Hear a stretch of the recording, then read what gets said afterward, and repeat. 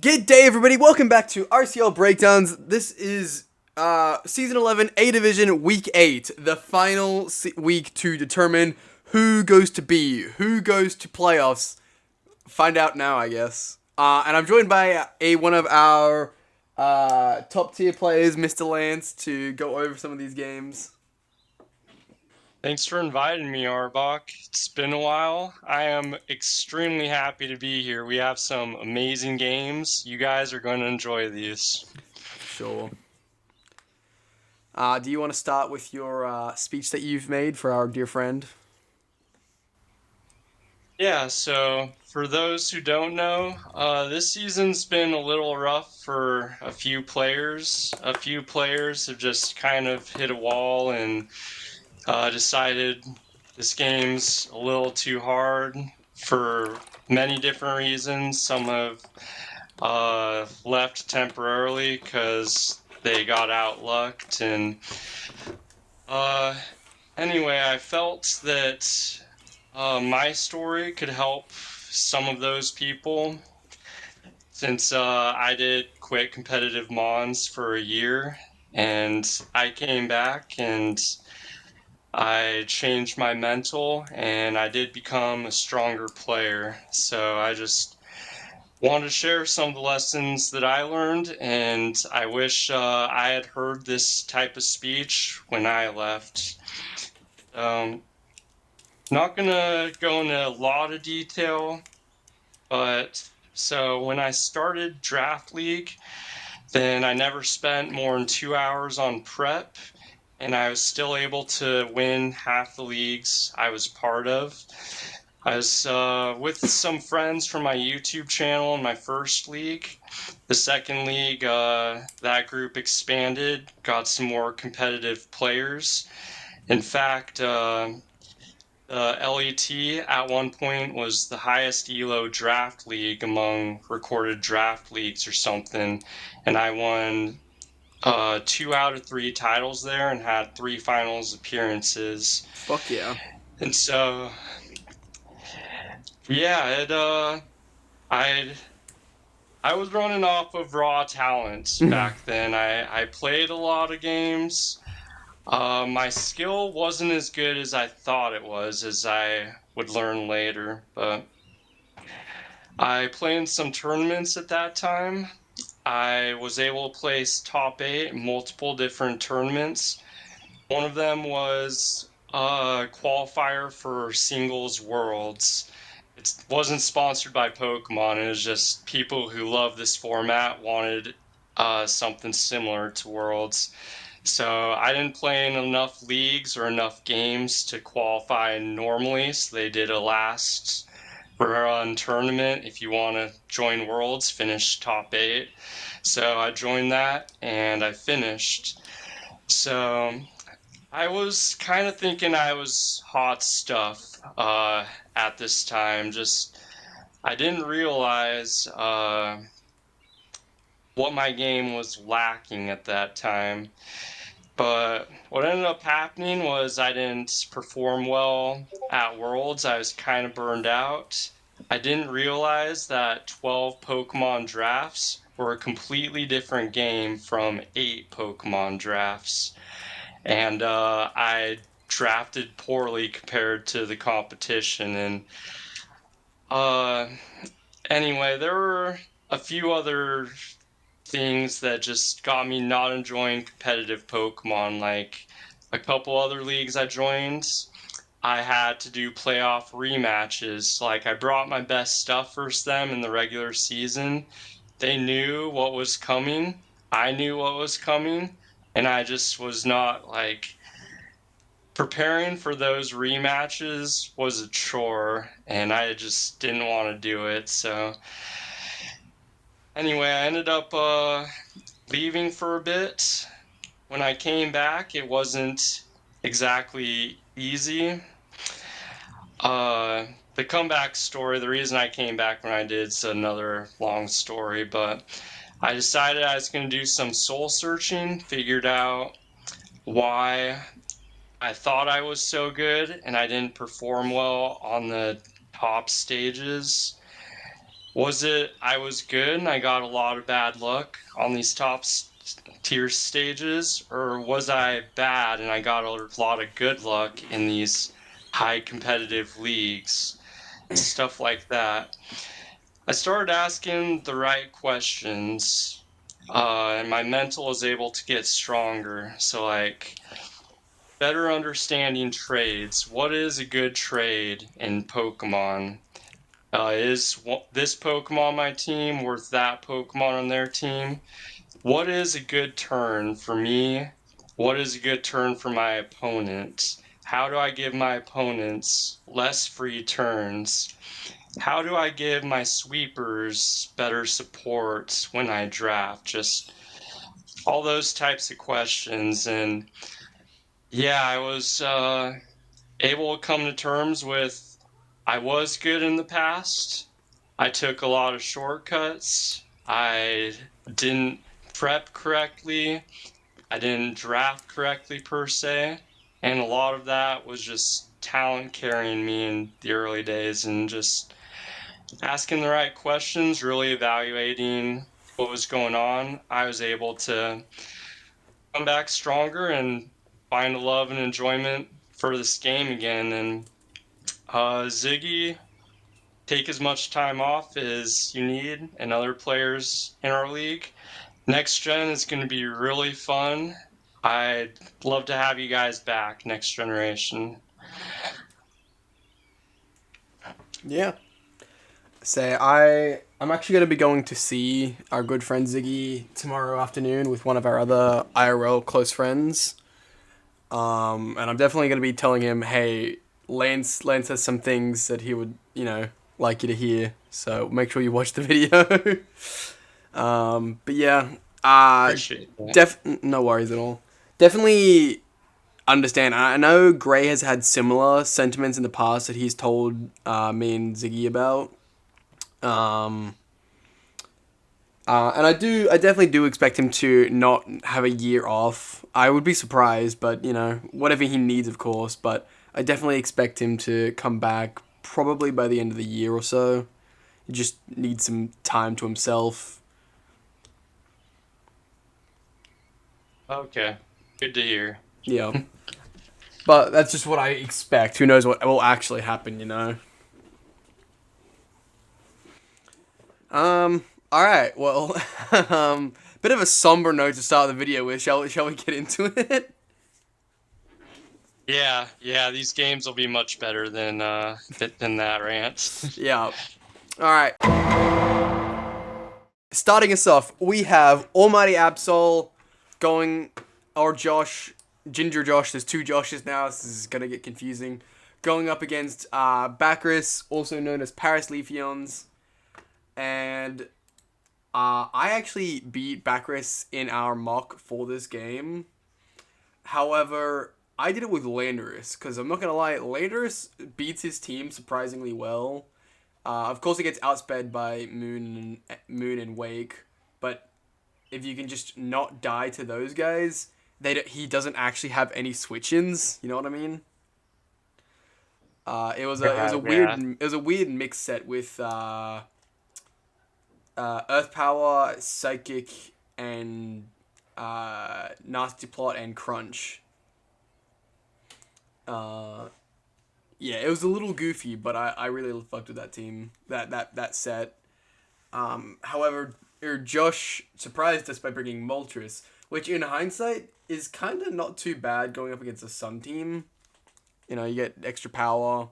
It also probably, I'd assume it also checks Geezing, Torque, and Uxie fairly well. But yeah. I do want to say I have mocked with you quite a bit this season too, Arbok, and your vision for good sets is just really great. I do agree Landorus looks really good into this team, but obviously everyone builds a little bit differently, and he was probably worried about double water, so... Yeah, no, that's definitely fair. Dondozo is also just a massive threat, so I feel like having another special attacker, even if Like, even, like, late game, if you need to just sack Lando to get some damage on, I feel like that might be a worthy trade in the late game scenario. Yeah, I'm with you there. But let's Yep. get into the game and see what happens. Yeah. Real quick before that, we've also got Terra fighting Halucha and Terra Water on the Walking Wake. So that Wake is going to be doing some damage. Where is Lando? And Hatterini? The fuck was my prep for?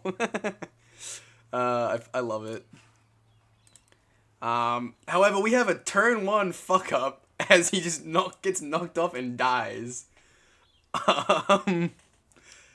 That's gonna be hard to come back Yeah. from stun mode. Turn 1 fuck ups are never fun. They're one of the most tilting things you can experience, in my opinion, because it puts you so much on the back foot immediately. This is a Banded Moon as well, if I recall correctly. It's just Yeah, for sure. It's very unfortunate. Weavile is a great way to scare it out, but then Dondozo is just like the Weavile check. Like, it cannot do anything. Yeah, Backers is playing from ahead. If he was not playing from ahead, he could have pulled a double switch there very easily, since Weavile has no business staying in that turn. Yeah, absolutely. But In saying that, I probably just would have gone to the Torque, I would have guessed, yeah? yeah, Torkoal gives him hazard pressure and weather control, so yeah, that would have been an excellent double switch. The Body Press does decent-ish damage. It's not great, but it's not horrible. This is a really interesting set, I think. I haven't seen Leech Seed Rillaboom very often. Yeah, same. I think Rillaboom does other sets a lot better in Leech Seed, but Yeah. he had a plan this game. Yeah, that's the thing. It's not that it's an awful set or anything. Like, especially Leech Seed Protect with Grassy Terrain Healing. Like, it's gonna be annoying, but I definitely think there are better Leech Seeders, and it can be a better Pokemon with, offensive U-turn shenanigans. Yeah, I'm with you there. That does nothing. What the hell? Uxie, you freak of nature. That's Sun Boosted Flamethrower doing 25%. That's crazy. Yeah, legendaries have crazy stat totals. Yeah, apparently. Especially when you fully invest as a special wall or whatever. Yeah. I actually think sacking Moltres may have actually been the better play there. I think he did the correct thing letting it die. After... As much as I could see the appeal of the Moltres, I think it wasn't well thought out, because he has 2 dragons. One is Water Dragon, another Water type, Uxie, which, as we just saw, does literally nothing to, essentially. Fire Resist, and then Wheezing. So, I actually think Moltres... It looked great on paper with, like, Sun-boosted damage, but I think just seeing it do that to the Uxie shows that it's not going to be all that useful. Definitely right play. This Pokemon, Walking Wake, just has no switch-ins. Terra Water or no Terra Water, it 2-shots everything. It's glad I'm not fighting that round 1 in the playoffs, can tell you that much. Yeah, no, for sure, right? Brings in the Arc. Thunderwave is good. Interesting. Yeah. So he's going for that para flinch hacks, Gets knocked off. Yeah. By lefties. Well, it's kind of working. He only took 1 hit. Yep. Saving a sack in the back. I like the play Backers. Yeah, especially with Torkoal being such a free switch in. Okay, maybe less free. That hurt a lot more than I thought it would, honestly. Lava Plume also does more than I thought it would, but it is Sun boosted. And then, fun fact, that crit mattered. No way. That's gotta hurt. In saying that, well, no, never mind. I was gonna say, what about Wheezing? But then, well, Draco and Body might do nothing. Ironhead will probably, like, 2-shot it. and you probably cannot two-shot it, so never mind. But in saying that, is Weezing even worth all that much, or would it be better to sack Weezing or Uxie to get Waken for free so that you can guarantee outspeed and kill it, no? I think it depends on what sets and items these Pokemon are holding, That's since true, we have not seen that much. let's say it was red card Wheezing or something and it was a Hawlucha check, then it's probably more valuable than Walking Wake. But at the same time, Backers is playing with a 2-0 lead. There's really not a bad, like, it would take a lot for him to lose this game. So sacking Wake hurts. There might have been a better sack, but I'm yeah, if the definitely crit thinking the didn't happen, 6% then paralyzed Uxie would have been my sack to get it in for free. yeah, I think that definitely would have been better stack. In saying that, it wasn't meant to be a sack because the crit wouldn't, if it didn't crit, it didn't kill it. Yeah, But at the same time, this is one of those things. This is why I like having different co-hosts, because every video will have a slightly different vibe to it. And I think you made the right decision saying that you'll come on week 8, because there was some definitely great games, and you're a lot more analytical than some of the other people. And this is one of those like game optimization things where yes, going to the Walking Wake was not that bad. It was a fine play, but it left room for hacks to occur. Whereas a game optimization, you want to minimize the amount of hacks that can occur at any point, right? exactly. Terra's also a way you can minimize hacks. I have some thoughts about some of the later battles about how the Terras were okay, but there could have been better options for optimization. But Mm-hmm. yeah, anytime you switch in and you're risking a freeze or a crit, so you have to be very intentional. But it did not hurt him this game, so No, yeah, game goes thankfully. on. Thankfully for him. I would normally say Thunderwaving it was good, but realistically it has rest, so who cares? You know what I mean? And that body press did literally nothing. Uh, Yeah, Unaware is a hell of unaware a drug. probably affecting that. Yeah, that's actually something I didn't realize that Unaware also affected like the body press defense boost. I mean, I guess it makes sense. It ignores all stat changes, but for some reason I thought there might be like a not so much of a glitch as much as a more workaround for it. If that makes sense. Yeah, the only downside of Unaware is if your opponent goes for Draco Meteor and they're -2, you ignore that too, so they're going to be hitting Yeah. you with a super powerful move. But Honestly, he probably should have done yeah, that, but I think he didn't realize it was Unaware or forgot how that worked. Absol still being fairly rusty as he's just come back to Lee after like a 4 or 5 year break, I think. Maybe only 3 years. Either way, four? it's been a good number of years. Man, that is a long time. Yeah, Oh, glad he's back. He came in at the right time. New game coming out, a lot of excitement. for sure. So he's still got a little bit of a rust on him, of course. This is his fourth battle of coming back, and I think he just forgot how Unaware works, which is kind of fair. Unaware is a pain in the fucking ass.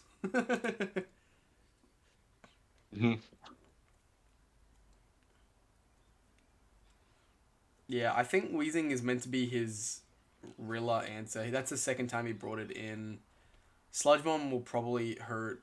Oh, okay. I'll win Willow. Willow's also fairly good, I think. I like that.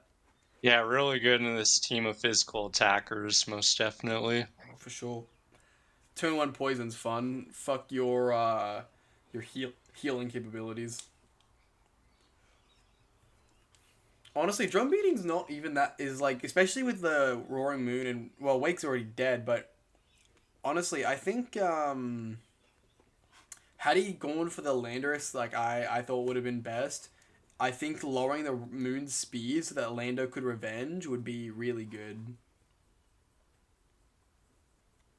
Yeah, I'm with you there. Orlando also has surprising bulk, so Oh I yeah, think he could absolutely. even take a hit from Moon if it wasn't banded. I agree with that. But yeah, proto attack banded is gonna kill everything.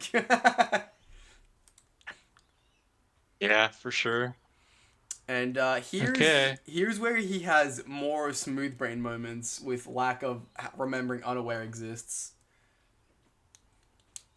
Cause Yeah, realistically, I think if he knew unaware Dondozo was such a counter to his entire team, he might have not even brought Halucha this match, since it's kind of a hard check in my opinion. nah, yeah, that's fair. I yeah, I actually on my Archeladon that I brought in our game, I actually had Power Herb Electro Shot for an extra Dondozo idea anyway. I didn't get to use it because it got knocked off, same as how his lefties did.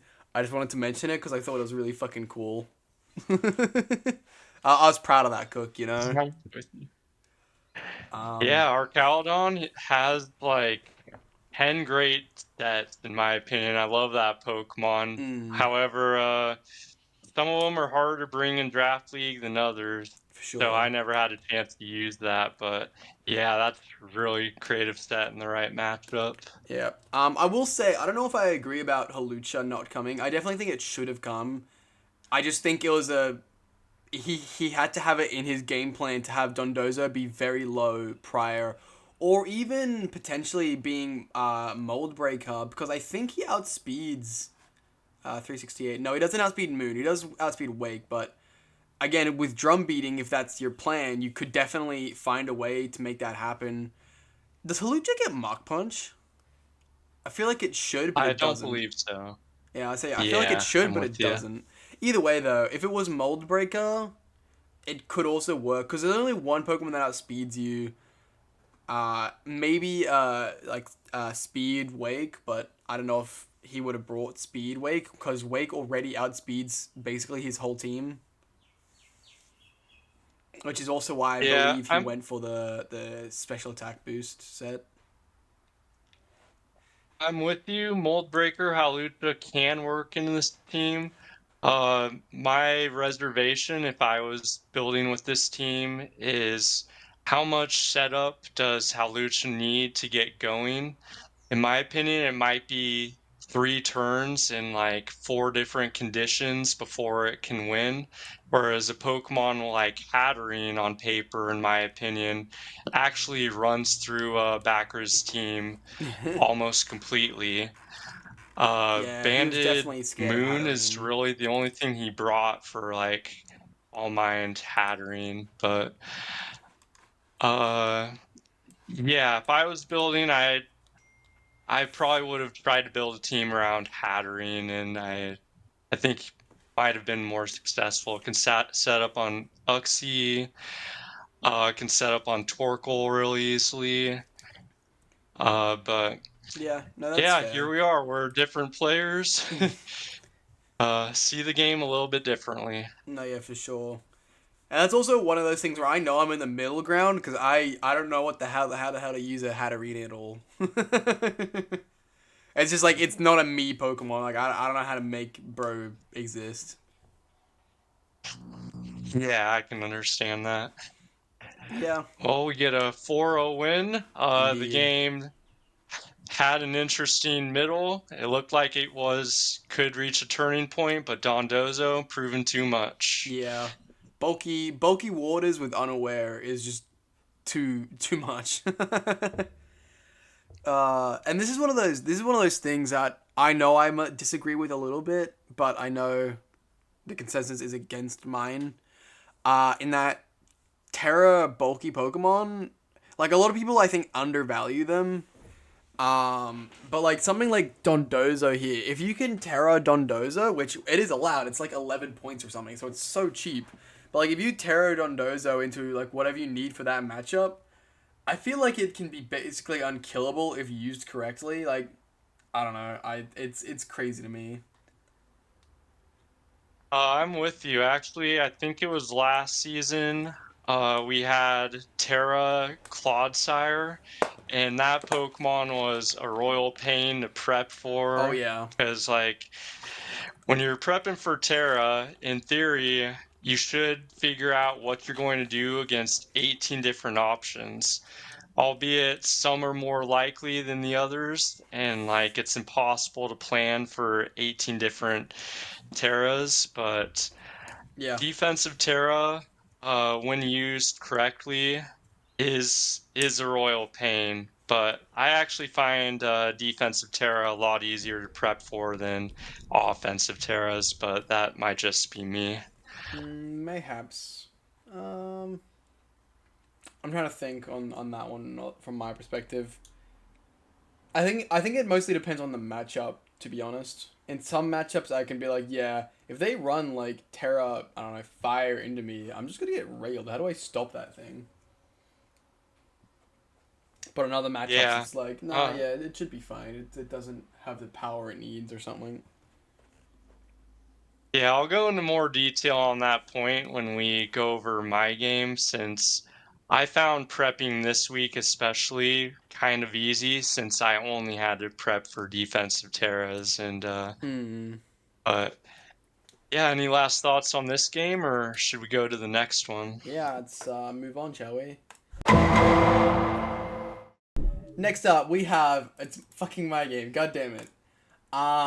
Yes, Viperific, average Arbok, going up against I Miss Hurricanes, also known as Hope's Peak Deoxys, or Josh, the other non-ginger one. Um, yeah, so part of my game plan into this one was Ogerpon should maybe win. Uh, Rhyperior should maybe stop Haxorus. Haxorus and Zapdos were both major problems in prep for me. Zapdos was of course able to stop my Ogerpon from sweeping like entirely, and Haxorus I just have no switch-ins to Haxorus. Mold Breaker going through my solid rock makes it a pain in the ass, and even Terra Fairy, Earthquake from Haxorus will still really fucking hurt. So I didn't have any great switch-ins. Genuinely, the plan was to just live a hit and get some chip with Rhyperior, and then go to Terrapagos. And apparently, according to what I could test, Mold Breaker does not affect Terra Shell because Game Freak loves making their current generation abilities broken for no reason. Looking at you, Zaishin and Zamazenta, they got nerfed in Gen 9, and Ogapons are all going to be nerfed to next gen because their abilities won't, like, their Terra abilities won't activate and shit. Anywho. Um, so yeah, Terrapagos didn't get affected. So I was like, between these two working together, Haxorus should probably be taken down. I think. Iron Crown also just being my absolute goat on the special defense side between, Uxie, Sylveon, Manaphy, as well as the Zapdos. Heat Wave did not 2-ko. Tentacruel was kind of a mixed utility set. It had some physical moves, some special moves, as well as, knock off and just general hit taking, especially from Manaphy. I was also meant to bait in Alolan Muck so that I could get free switches against it. Yeah, and then Urshifu just to general damage and stuff was the general game plan. I do like the mixed Tentacruel idea for, like you said, baiting in Muck and getting a lot of damage. Yeah. That is really clever. When I was watching this game and looking at your team matchup, I was thinking, well, since you said that point, I can understand it now, but I was thinking, well, who's your Sinistcha? I was thinking Sinistcha would be a better answer to Manaphy, but obviously a worse answer to Muck, so I could see why you'd Yeah. bring Tentacruel over that. Yeah. Also, Ice Beam is scary still. Um, there was a fatal flaw I did not realize with my team when I made it. All of my defensive Pokemon are weak to not Psychic, are weak to Ghost and Dark types. So something like Muck there is very threatening to my team. Yeah. Yeah, I didn't have any way to exploit that, but I noticed that's a pretty big Yeah. oversight too. It also Oh, everyone sucks because has I oversights. battled so many of all the best ones. I battled Darkrai, I battled Godengo, I battled Greninja, Muckalola. Like I battled so many of the better end of those typings. Yeah, and Unfortunate. on that note, you didn't battle King Gambit, and I kind of wanted to explain why it didn't come that match. Well, you and I have talked a little bit about it, but Yeah. every time we mock the season, well, I'd help you mock for some opponents. Rhyperior would get the better of me, like, so that was kind of in my head going into the game. Like, Urshifu, 4 times resist Cowtown Cleave. I don't have amazing switch-ins to that. Rhyperior can take a hit, and I don't have great switch-ins to Rhyperior, so uh, yeah, just the before we even battled, I had some bad experiences in my head, and that probably just took me over the edge, not bringing Dark type, even though it's good against the rest of your team. Yeah, that is something that I will say. I definitely don't think you utilized King Gambit nearly as well as you could have. King Gambit's an absolute monster, and while my boy Rupert is very good, if you had like, I think if you had only lost like one or two Pokemon, I think you could 2-ko Rhyperior. I think from my calcs, or maybe 3-ko. But if that's the thing, if you had Terrid out of your ground weakness or whatever, it became a lot more threatening. Either way, I'm very glad you didn't bring King Gambit in our game. I think it was backwards. It might have been someone else though. When I mocked against you, I lost to King Gambit. But I literally I made a judgment call that you wouldn't bring it because you've said that you don't like it and that there is some checks like well, pseudo checks at least that I had against you. So yeah. Anyway, let's actually get to this game, huh? Terra Fairy on Rupert, Yeah. Grass on Ogerpon, obviously, and then Terra Dark on the Tusk. This ended up being kind of annoying, I'm not gonna lie, but it's fine. Let's go. Yeah, one point I wanted to say about Great Tusk. When you see Terra Dark, what information does that give you at Team Preview? So I noticed that when I was reviewing this, but To me, it says do you he think fears it's Crown. yeah, it's probably going to be a Soul Vest if it's Terra Dark, since yeah. A lot of times you can tell if it's offensive, defensive. Sometimes you can tell what item it is at Team Preview, and that can give you a slight edge. So just want to throw that out there. I will also say you are correct. It did end up being Vest. Mhm. Yeah. So I actually forgot nicknames this game, and I'm very upset about it. I also got crit on turn 2, and I'm very upset about it. What did I say literally last game about getting like destroyed early on? Like Jesus, fuck you, Manaphy. That crit literally mattered. So +3 psychic to my tentacruel from like max non-boosted special attack had 3 rolls to kill, but turns out I found out post game it didn't even have special attack. It was full HP, full Spadef, I think, maybe Fizdef, I can't remember. I think it was Spadef. So this psychic had no chance of killing me, but instead it crit and destroyed my cruel. In like I'm not happy about it, you know. Fucking tail Yeah, glow into crit is annoying. that is a tough turn. I will say, Tentacruel was a check at best to Manaphy. I don't know what move you're going for there, I think I was but just even if you hadn't get knocking off. No, I was toxicking. okay. I will also say I Uh, didn't even know Menifee got psychic. If I had known prior, maybe I wouldn't have used that. But yeah, it's very frustrating. yeah, it happens. Yeah, without Psychic, then Tentacruel would have definitely countered this, but yeah, great opening turn for Josh, but it's still a fight for the playoffs. We still have a game, For sure. especially switching out there was a mistake, but he swapped out anyway. What makes you say it's a mistake? Just because he's boosted, or Yeah, he's boosted. Iron Crown, the worst thing he can do versus Manaphy is Volt Switch. Is that correct? yeah. Well, So, future sight and volt if he switch Volt basically. Switches, he's getting a +3 heavy hit on anything you're going for. So, That's fair. if he is max HP, some other stat, at most he's taking like 30% from a Psyshock or something. He's Hmm. still getting very necessary chip on Iron Crown, in my opinion, plus a potential burn from Scald. Yeah. In So, hindsight, he probably could have just tail glowed again.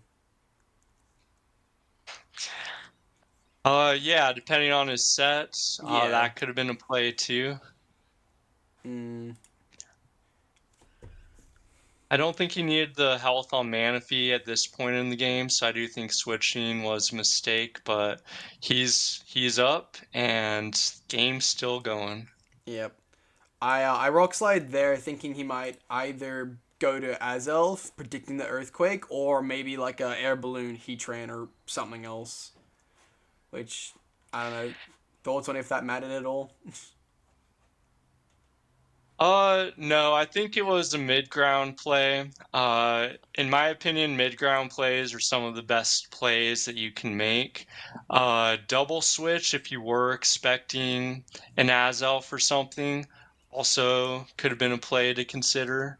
But Hmm. yeah, I'm fine with that play. Easy done. So go back to my crown. It's my only Spadef check now. I think I volt switched. No, I've future sighted again, then volt switched. And then back to ripe, of course. Lovely.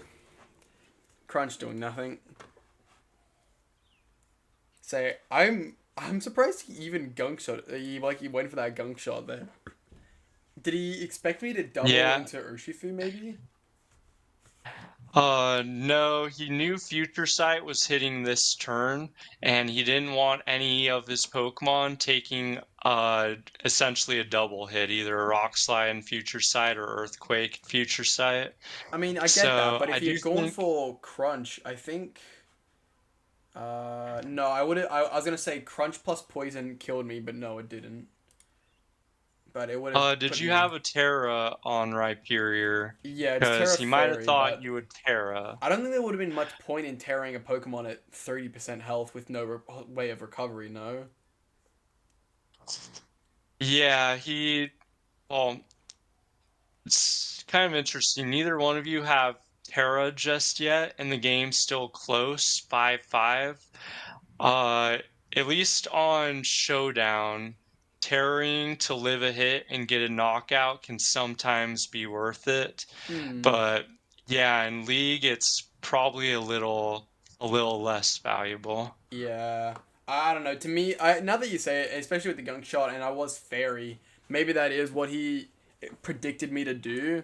But in my mind, like it was like I was gonna live another crunch regardless. I was gonna be able to kill the muck, or he would swap out again, and I'd do some damage to whatever he brought in next time.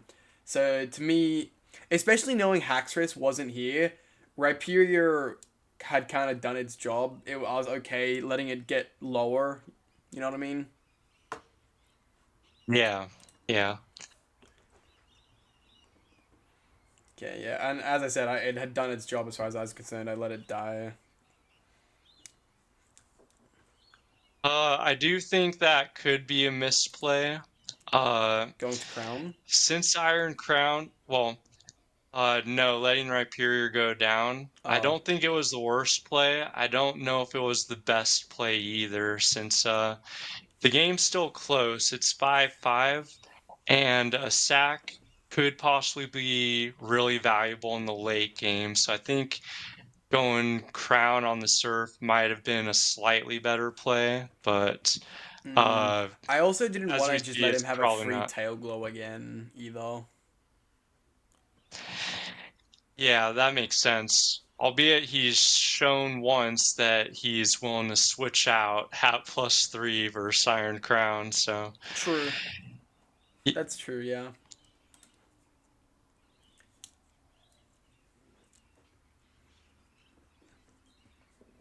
So he gets his own rocks up, which is kind of annoying. So part of me really wanted to bulk up there. I maybe should have. yeah, it And depends on your Sylveon calcs, I'd say. yeah, I also realized that I messed up my speed here. I was meant to be faster than the Tusk, but I clearly was not. So that's annoying. Not happy about that. I thought I yeah. And saying that, he didn't know because I actually asked if he was Scarf, not realizing that I just fucked up my speed instead. But had he not known that he would outspeed, was that a great like revenge killer? I'm not. Uh,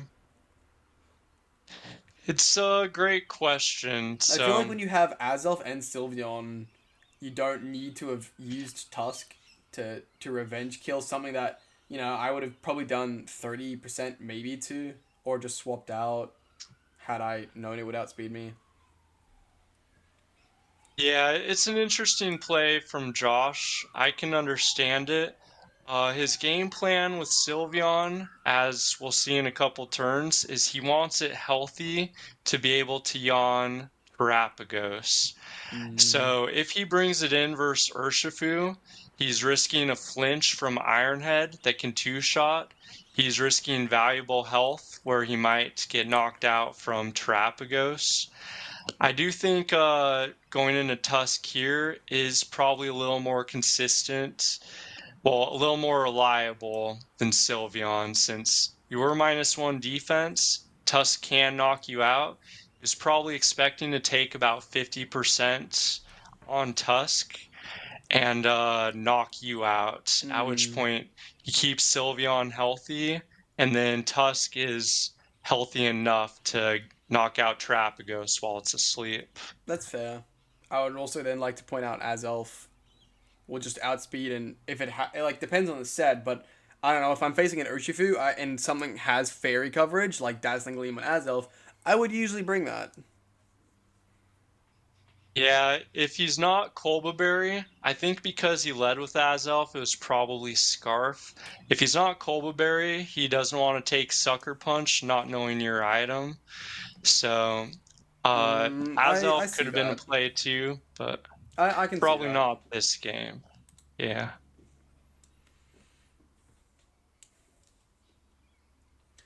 So Okay, here I think I probably, messed up. arguably,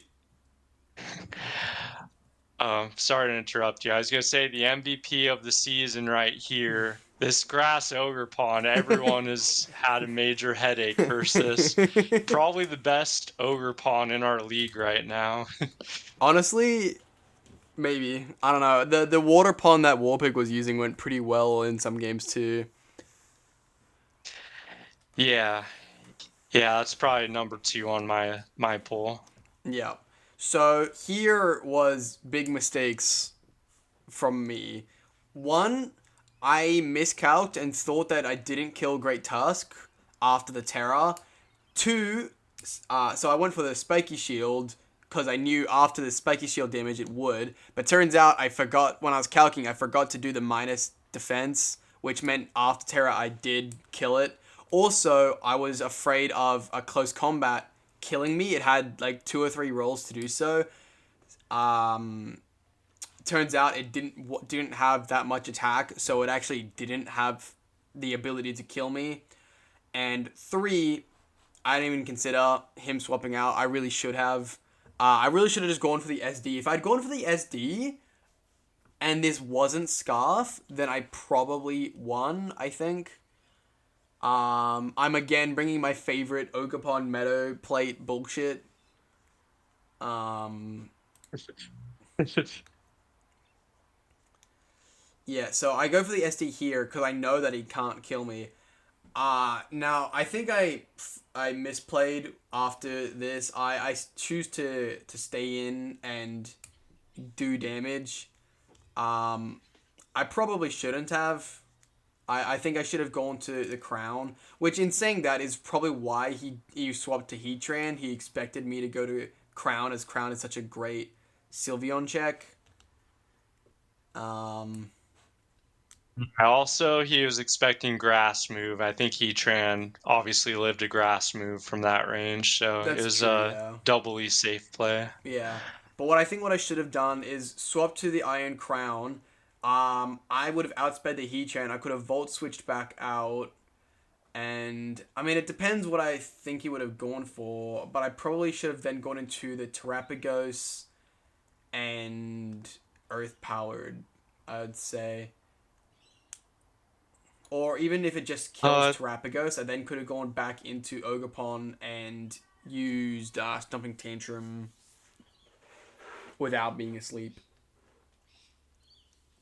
I will say, I don't think you're winning this game, even if you made that play, unless you got rid of Azel. Then 2 U-turns was probably knocking you out, and he True. was Scarf, and even you lost your speed booster. Switching out, you would have lost it. Oh no, anyways. that's like how old Zacian Zamazenta were. It comes back every turn. Oh, interesting. I did not know that. Yeah, that's Okay. what I mean. You would have thought they would have learned their lesson from Zacian Zamazenta last time, especially because they nerfed them this time. But no, they just like having their current gen mons being broken, so it comes back every time you switch in. Okay, that's interesting. Yeah, I'm 99% sure it was Scarf Azelf. I think swapping out, you still lost this end game, but yeah, switching out would have been a better play for sure. Yeah. Do you think the Iron Crown Volt switch to Terrapagos was the play though? You're saying if you had swapped and he brought in Heatran, Volt switching, I probably would have let Iron Crown go down to Heatran. Yeah. That way you can keep your Terra Shell and Revenge Kill with Terrapagos. But Fair enough. uh, Yeah. yeah, Sylveon's still healthy, so that still wasn't a winning play, but it was still probably a better play, I think. Yeah. I fucked up. I really wanted the one turn sleep, but it just didn't happen. Yeah. 25% chance or something to wake up, so Yep. didn't get it. This fucking It flame happens. body. Cause that's the thing, I knew he couldn't kill me, and I knew I needed to be faster for Great Tusk. So I'm like, okay, we'll go for the Rapid Spin in just for the speed boost, not for the actual removal. Although that's cool, I guess. But because of his fucking flame body, I then lost my Terra Shell. The taunt is actually kind of fine. I understand that it's for like the Carmine, which I did have, and I was thinking about going for now after Rapid Spinning. But now that I'm burnt and my Terra Shell's fucked, well, I'm fucked. Yeah, I can understand that. Tough situation. Indeed. One thing I do want to say about Josh's team, I do think it's a top 5 team in the league. I am rooting for him in the playoffs. That being said, I felt like I had 4 usable Pokemon I could bring versus him, and he had 8 good Pokemon he could bring into me. So tough matchup. You still played well. Bringing this to a 2-0 from that spot is really good on your part. Thank you. It's still a little tilting.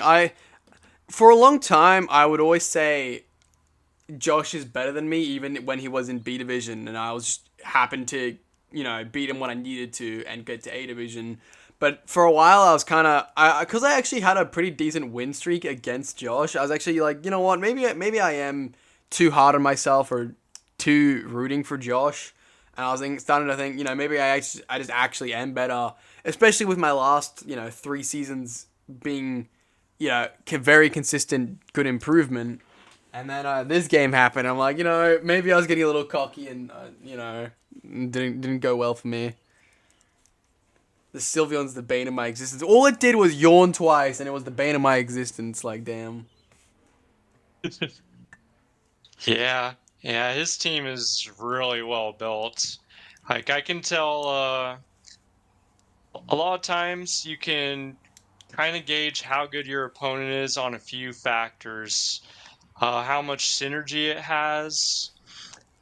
Uh, well, I was gonna say something really good. I lost my train of thought, but yeah, just knowing Josh's team, I think he's probably like a 16 or 1700 OU player, and I think a lot of people underestimate him since it does take a lot of experience to be able to draft and build like Josh, in my opinion.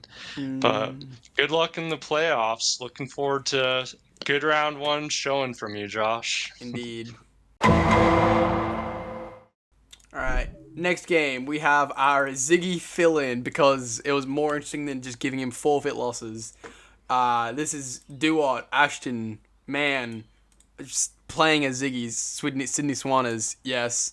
Going up against Drumknot, also known as Discoworld Destroyer, stealing the Cinderace within, like, less than 2 hours after you dropped it there, Lance. Yeah, I tried to bring Cinderace. I almost brought it a couple times. I just had too much offense and not enough defense. And I've learned I do not like building around fast fire types because you feel forced to build boots every week, especially when there's very little removal this generation. Oh, for sure, yeah. This game, I'm like, I really would have liked to see what Drum could have done with Cinderace from the start of the season, because this looks like an all-star Pokemon right here. Yeah, Drum's team is, like, genuinely, like, I think it's the best team in this league this season. And I think Cinderace made it even better. Good. Yeah, it's very well-rounded. Everyone has their preferences and what they think are good drafts. One of the reasons I think it could be considered so good is counter teaming is extremely prevalent in draft leagues. So everyone was looking, who are the threats and how can I counter draft them? And since Drum wasn't on anyone's radar, he got a lot of good mons, and people are like, well, I'm just gonna have to outplay him because I didn't outdraft him. Yeah, no, that's basically it. Thankfully, low-key, Drum kind of disappointed me. So, Nick, being one of our other admin who invited all the GPA guys, he said that he was like, he's alright, but he's definitely a B-Div player. That's exactly what he said to me and Ziggy, and we're like, yeah, alright, I'll throw him in B. He absolutely annihilated B Division. He was not meant to be in B Division, he was not. So, we didn't get a great idea of how good he was. So when coming into A, after Nick was like, yeah, I underestimated him, and some props, I guess, yeah. Anyway, good things said about him from, like, Zeus and some of the other guys. We're like, okay, so he'll probably do, like, fairly well, like, top 10 at least in A or something along those lines. Maybe if he's unlucky, 11, whatever. Yeah, he didn't really end up doing too well. He was 2-5 in week 7.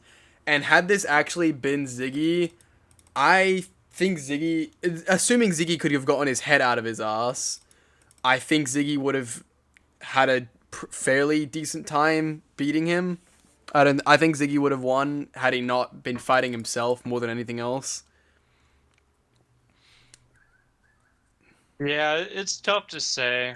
Drum was definitely more consistent this season than Ziggy, in my opinion.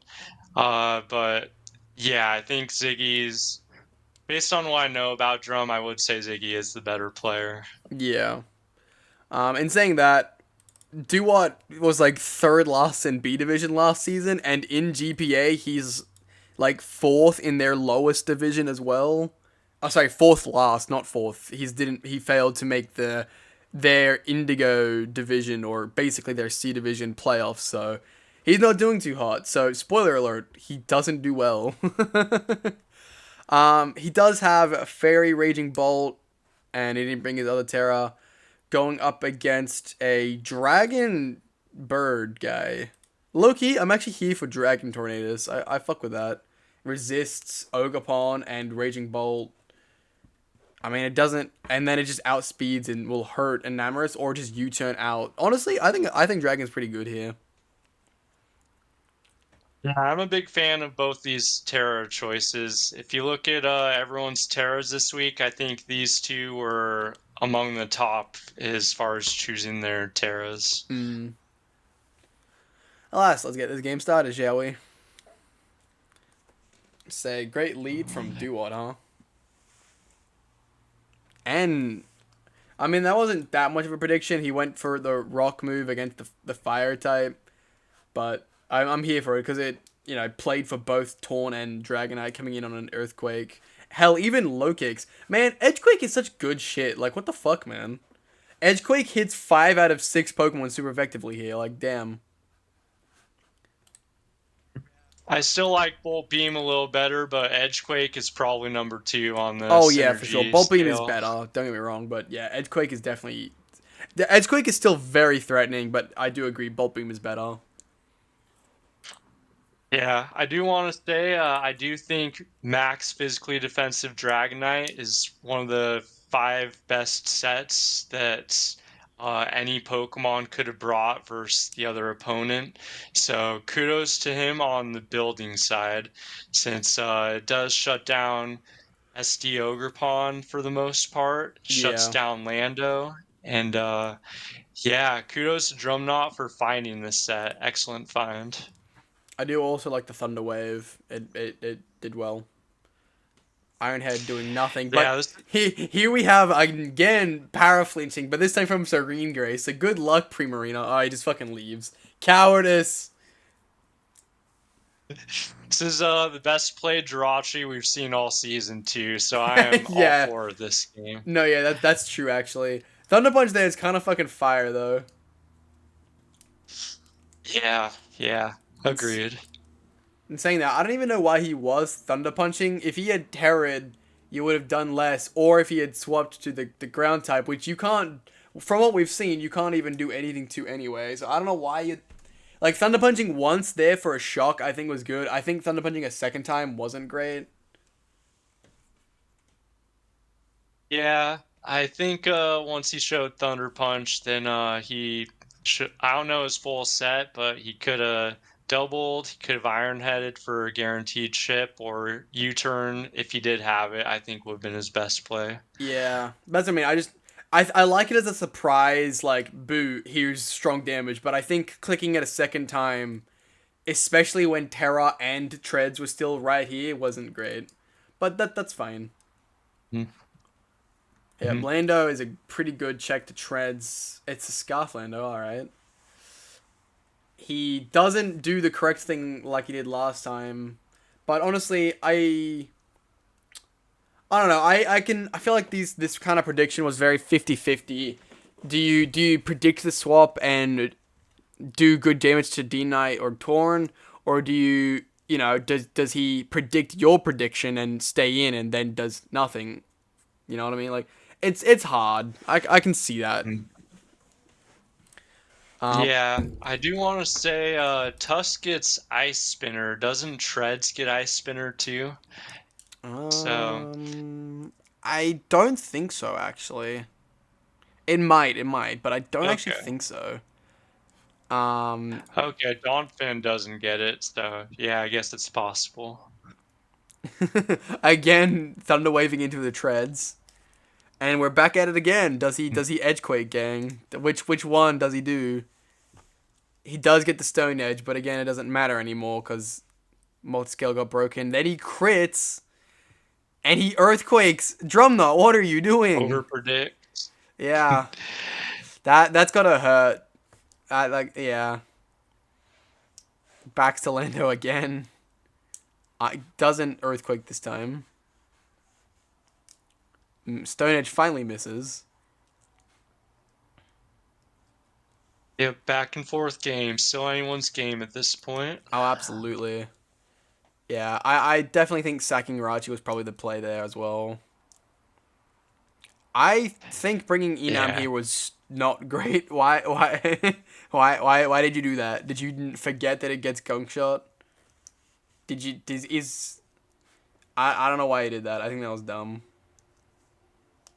Yeah, I'm with you there. Landers would make most sense, but he probably got tired of predicting, do I EQ, do I Stone Edge, and wanted to try something different. Maybe, but it clearly didn't work out. Hmm. I also think this was He really also, dumb. Just I Booster Bolt is good. Don't get me wrong, but doing it while he's still got a 100% treads is just not great in my opinion. Because like even if you yeah, Draco, you're gonna do nothing. Like yeah, it was obvious this was especially defensive treads as well, with the Soul Vest, so I think he felt like he was running out of options, and yeah, I don't know. I think it was a misplay, but I think the game's also out of reach at this point. I would agree with that actually. Rapid spinning I think is kind of fucking funny. Yeah, look at that. It does literally nothing. But Mhm. now that you add speed, can you do something to this? Well, not if you. He really likes earthquaking Landorus, huh? Yeah.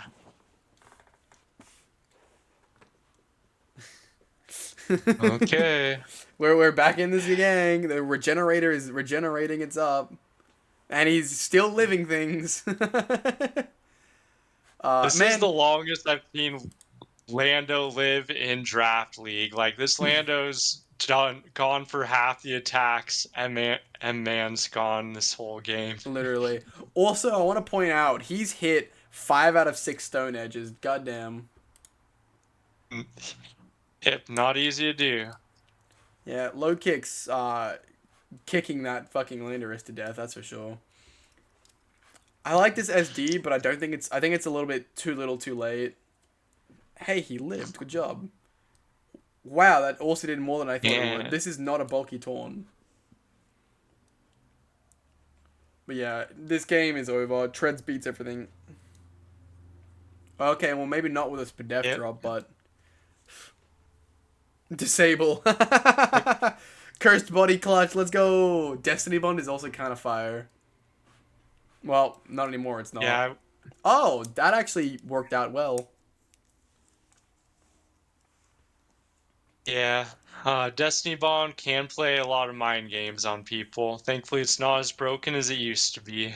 Yeah.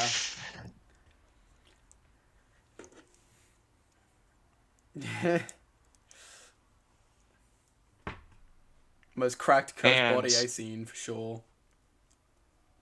yeah, brings it back, loses 3-0. So, great battle, great sets on both parts. But yeah, Drum Knot, a Soul Vest, Iron Shreds, physically defensive Dragonite, brought two of the best sets on Hmm. very important Pokemon this matchup. Definitely deserved the win. For sure. I'm also realizing you're. What is it with you, Donphan Paradox and Donphan regular Pokemon on players that love the AV set? Like, it's good, but like you do it so much as well. Like, I'm pretty sure I like noticed. I think you brought like Max Pedef Donphan with AV like at least 3 times this season. Yeah, it's not like the first Pokemon I throw on my team. It's not like I say this Pokemon is broken. I'm gonna win the game with this. But uh, what ended up happening was I really didn't draft special walls. Like I didn't have an influx of special walls that I could go to. Porygon 2 is one, but if he gets knocked off, he's no longer a reliable special wall.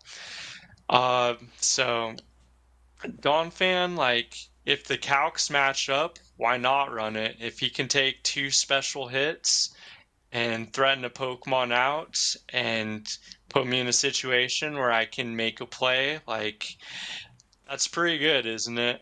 Yeah, no, I Iron see your Treads. point. Yeah, Iron Treads is better Assault Vest user than Donphan. Donphan was bringing Assault Vest because I just didn't have anything better I could have added to my team. So, but I have loved AV Donphan. It is not a wall, but it is a great lead, and it's a pivot, a really strong pivot with Assault Vest. For sure.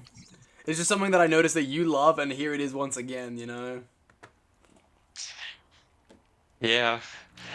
It's possible players in our league are taking inspiration from each other, but I think we've all played this game long enough that we don't always need inspiration from other players. We've seen it all, Yeah, that's and we fair. know what's good. Yeah. Alright. Let's move on to Lord Aiden, and also known as Hellfire Houndoom, going up against Warpig, also known as Royal Bewear Force. I had to think about that. Let's Yeah, see. just This seeing is my notes. Ready? Waterpond, the Waterpond, the other Ogre that's scary. Um, Aiden's brought just Terra. Wait, no. Sorry, Terra Fairy on is a Sparthra as well. Interesting. I'm not gonna lie. I think a Sparthra is gonna do nothing this game because he's got a Gloking. Yeah, if it's not Terra Ground, it wasn't doing anything this game, so I'm with you there. Also Gale Wings Talonflame. I think will do quite a chunk to it. I think it has usable bulk. Talonflame, like every other fire type this generation, is obliged to bring boots. So if it's not choice band, I really can't see it doing more than like 60% to well trained Espathra with Brave Bird. Yeah, I see. I But agree with that. However, I think 60%. That's the thing. You're gonna get some chip on it prior, I would assume. So I think like Talonflame doing only 60% is enough, generally speaking. Also, he's got Unaware Clefable. So you yeah. know what? Fuck a Sparthra. Who needs a Sparthra when you have Unaware Clefable? I will say stored power ignores unaware. So if this was a stored power set, then Spathra wins those. But Interesting. yeah, a couple notes I did about this was I was surprised Toxtricity did not come to this game. I think Toxtricity can do a number to this team, especially mixed if he was trying to break Slowking. Yeah, And I no, was that's also fair. surprised uh Ursaring didn't come to this game since it looked like it had a really incredible matchup. But these are the teams we're dealing with. Let's see who can get the upper hand. Indeed. Leading the Clef Key and Critical Ogre Lord. I love the name. That's great. And immediately getting that 1 in 8 Ogrepon crit to really say fuck you. I don't like that he stayed in for the para to do things. I mean, I guess he didn't really have a great para absorber, but generally I don't want my Ogrepon to be the one getting parried. Yeah, I think he said in the notes, post game spoilers, he hates the Pokemon Klefki, so he thought it was a good trade to get rid of that Pokemon early. And if Ogerpon was a breaker, not a sweeper, I think I would agree with him. That's an okay trade. Maybe. I can see it. I also love his names. Oyster Soup. Like, that's awesome. I think Mm-hmm. Serena was not a like what is Serena supposed to do to Gloking exactly? I don't understand that swap. Uh, it's an interesting question. I don't fully understand it either. I think he expected chilly reception, and I think he thought Serena was gonna do good into something, even though it's weak against almost everything. Yeah, I was gonna say if he was gonna chili reception and you brought in Serena, he's just gonna bring in Gyapdos or the Talonflame, and well, you're not gonna be happy about what happens when Gyapdos comes in on Serena. Yeah, I'm Here. with you. Oh no, not here. Sorry, it's the other time. My apologies. Activated my Trapdos. I love this bulk up set. It's a little goofy, but it's fucking funny to me. Uh, I Warpig, I know, was kind of just having a little bit of fun this game, wasn't taking it as seriously. But Yeah, I will also say you I go. hope they give Gyapdos some more weapons next gen, since I love the idea of a Pokemon, but I have not found success with that Pokemon yet. I'm currently using it in GPA in NatDex. It's alright. You basically just scarf it or band it depending on the speed tiers of your opponent, and just click buttons as a breaker. Really, uh, it's not great, but it's like fine, I guess. It's a fine mid tier Pokemon, you know. Yeah, It's yeah, definitely I'd agree not with that. definitely not a great mon, but you know, if you're getting it for like 10, 11, 12 points, I think it's fine for what it does. Oh yeah, see what I mean? It got its Spadef when it came back in. Okay, yeah. Yeah, I see that. No Dragon Claw. Earthquake, the move of choice. That's also surprising. Yeah. And I also think letting it die there was probably fine. You're half health paralyzed and you get a free switch out of it. I think that was fine. Yeah, I'm with you. Also, Loki, I actually think Aiden's done fairly well with his non-Terra Thunderous here. I actually think he's done pretty good. Yeah, I think this Thundurus was one of the 5 best sets of any Pokemon that could have been brought this game. So I give Yeah. set of the game to Aiden, but Warpigs outplayed him to this point, I would say. Oh yeah, absolutely. But that's not really not to be expected. He was, second place in last season's regular season, going 7-1, and then in playoffs he only lost to the what that was the champion of that season as well. Like, you know, yeah, definitely not surprising. And this is Aiden's first foray into A-Div as well, because he just rose this season. So I don't think it's to be surprised. Yeah, I'm with you. Goodbye, Boots. I don't really understand the taunt here, I don't think. Serena doesn't typically Uh, go for a lot of support moves. I think what if you go back a turn, if this Talonflame hasn't taken damage, there's a chance he couldn't go for anything but taunt because of Serena. Okay, he took damage. Because of Serena's ability, if he was at full, he couldn't go for aggro. But yeah, that's kind of a weird play. I'm with you. Also, Triple Axel does even less after he roosts. hmm I mean, this was a move Talonflame, right? It wasn't 4 support moves. He did have a damage move. Okay. Yeah, this has been I an. guess he didn't want to U-turn into anything. He just wanted to burn Serena and then U-turn. Yeah. I will say, so me being a dumb fuck, when that happened, my first thought was, he thought he it was like, damn, you went pads, but I'm like, insta flame body. And then I realized, wait, no. It took 8 hits because it was triple axle twice plus the knockoff before it got on the rapid spin. For some reason, when I first said that, I forgot triple axle was a contact move. So he actually got pretty lucky because it's what are the odds on flame body again? It's like a quarter, right?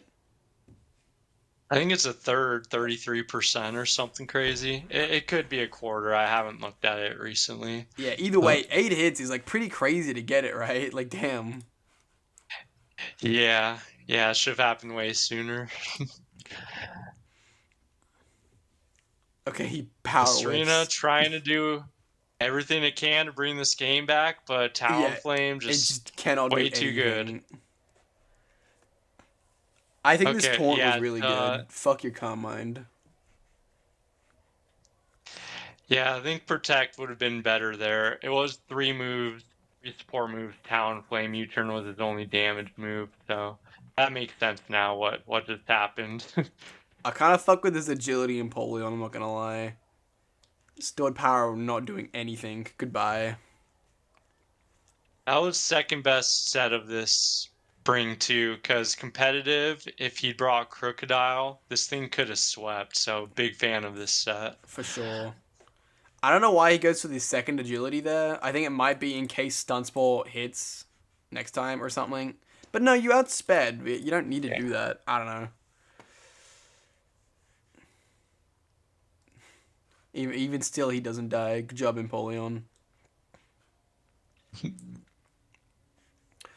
Yeah, it was even weakness policy. Yeah, this was definitely meant to be a crook check.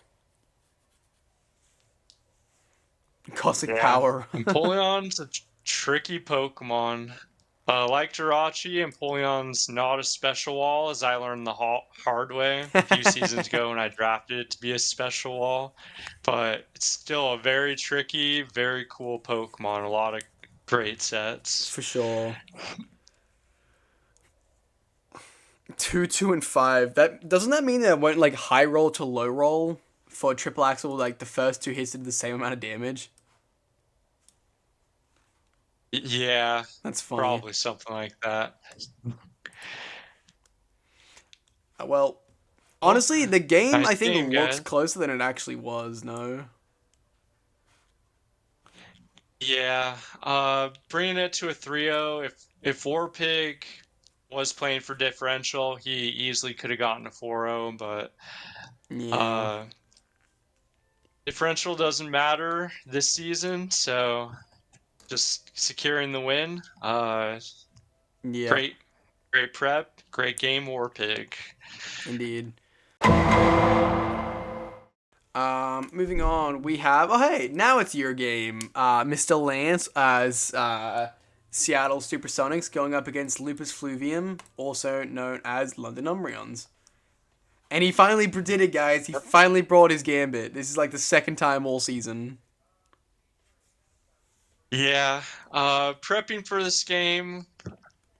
This is one of my best preps of this entire season. That being said, I do normally start out slow while I'm learning how the team works and what are some cool sets. I like to learn pros and cons of different sets in case I might use them for the playoffs. So, first few games I'm kind of experimenting, especially versus the players I don't need a win versus. So like Sean, I know he's making the playoffs. I know he's going to be a top seed. I always try to bring some fun sets for him, just to test him out. But yeah, if I win, great. If not, that's totally fine. I'll bring my best stuff for the playoffs. Yeah, valid point. But so you and Sean are both one of those players where it's like, yeah, I'll bring my B team. We doesn't get to see the good stuff. yeah, I actually do bring my A teams versus a lot of players I don't think are going to make the playoffs since I really need wins to secure my spot. Did you bring your A team against me? No, actually. Damn, you had more faith in me. You thought I'd actually make it to playoffs. I did. I did think you were making it to playoffs, and I thought I just built solid versus you. I did bring my A team here. I brought my A team versus Potato. A few other players. Mez, I was kind of forced to bring my A team. But yeah, so this matchup, his Terras were both defensive, and that actually made building a lot easier for me. With this build, the reason it was so solid is I had 2 checks or counters to every combination of Pokemon that he could have brought. The toughest Pokemon for me to prep for was Kyurem, because I didn't know for certain if he was going to bring Specs or Dragon Dance. Yeah, Dragon Dance could have So, been a bit of could have definitely been an issue, I think. yeah, part of the reason I went Terra Steel King Gambit this game was because Kyurem does not get Earthquake, and Kyurem was not one of his Terra Pokemon. So King Gambit walled it if it was physical. Porygon 2 can take 2 with my spread. Also takes 2 Specs Hydros from bundle. And Florges Oh can yeah, take 2 if it's I only not just now Specs realized from he didn't Kyurem. bring his bundle this game.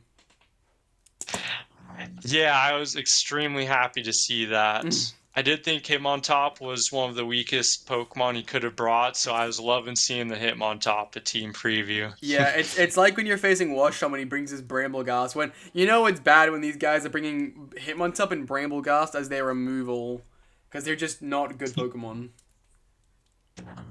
Yeah, yeah, I'm with you. Uh, Besides that, I'll go into some of my more sets. I brought some fun things I didn't get to show this game, but yeah, I was thrilled not to see Bundle, thrilled not to see Skeledirge.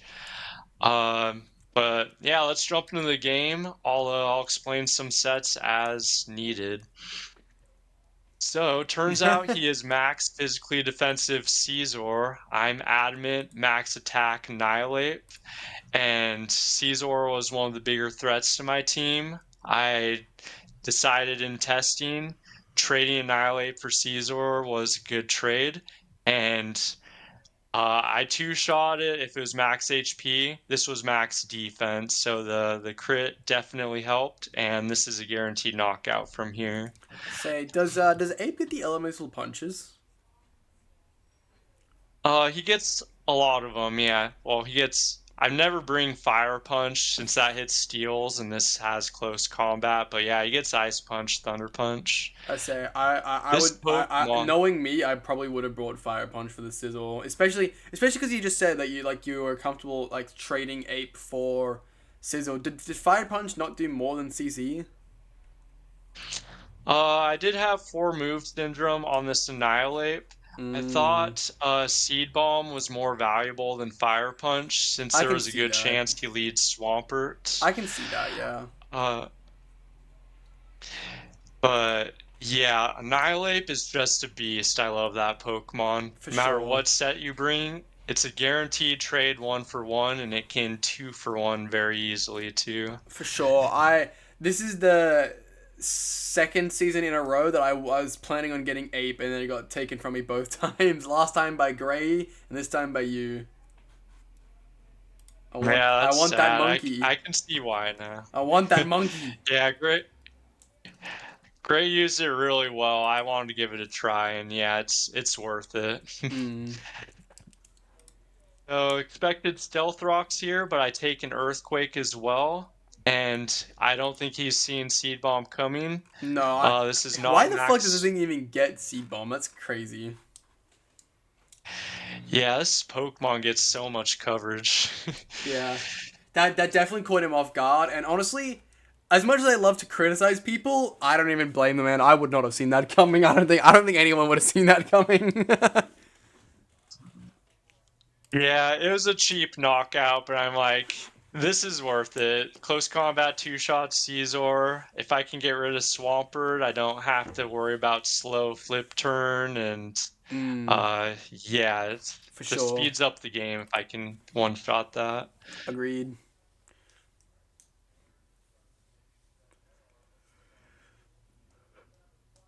So, It's Banded very nice that you live Meowscarada another doing one. good damage. That miss surprisingly doesn't matter that much. Why did you go for spikes there instead of just killing it? A few reasons. If it was Dragon Dance Kyurem, I didn't want to give it a chance to set up. If it was Iron Defense Garganackle, I didn't want to give it a chance to set up.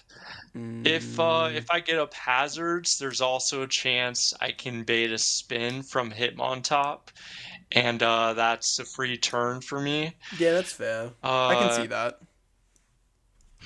Yeah, so spikes weren't necessary. I didn't need them, but like I wanted Meowscarada to knock me out here. I knew it was banded, and I had a free switch in for play rough anyway.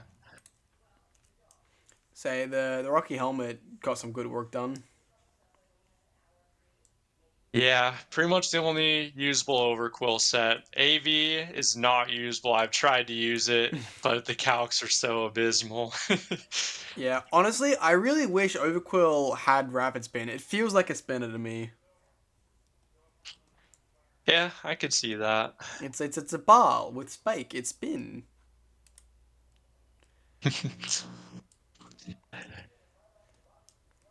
So could run Defiant. I Damn. wasn't expecting Hitmontop. Thought I'd get no value from it. I need King Gambit healthy for Kyurem. Safe switch to Annihilate, For and he sure. has no switch-ins for Yeah, this. even regardless of whether he tried to spin or CC, he had nothing he could have done really. Yeah, I'm Covert Cloak on Florges, but I also had a conversion Ghost Porygon 2. I brought that once this season. Yep. So I was always going to beat this Garganacl, and this was the only Pokemon he had on his entire team besides Kyurem who posed any kind of threat to me. So Well, just come by the in, way you Psychic handle it, it Noise. doesn't feel like it's any threat. Yeah, it took a lot of I had Covert Cloak on Iron Thorns. I tried Covert Cloak, King Gambit. I tried a lot of stuff. This felt like the most consistent, so went with that. And yeah, game's kind of out of reach for Lupus, but like I said, this was some of my best prep the entire season, so Yeah, I not a lot he could have done. no, not particularly. Yeah, nah. King Gambit's so good, man. Yeah, I'm Kind of just kept cleaning the end, huh? yeah, my biggest reservation is if you rely on Sucker Punch too much, opponents can sub and they can get a lot of mileage versus you. So, Yeah, that's because true. he's so slow, I'm a little wary. But yeah, me and King Gambit, we went to some team building sessions, some Copes courses. We're on better terms now. I expect him to come a little more often. Very glad to hear. You weren't your marriage was falling apart for a little while there. Yeah, yeah. Everyone was aware. Yeah. Tried to trade him to two different people. They both said, I'd love him, but I can't do it. Yeah, I'll say you. I know you came to me, and genuinely, I wanted it, but I couldn't fit it into my team. It's yeah. Yeah. All right. Great game for Lupus. Yeah, Lupus. I, He was one of the people that I was like most confident would drop, but he actually did surprise me a few times. I think he played a little bit better than I expected him to, and I was like, maybe I'm too harsh on him, but yeah, I don't know. His drafting the one wasn't great. I will still stick with that. the one good thing I will say about Lupus draft that I haven't seen on anyone else's drafts, while prepping, there's a very clear best and second best Terra option to use versus them. Against Lupus team, like it's really strong that Terra was less impactful. It took me a long time to figure out like a usable Terra to use versus him. But yeah, great game, Lupus. Look forward to playing you again next season in A Division. He can hope indeed. All right.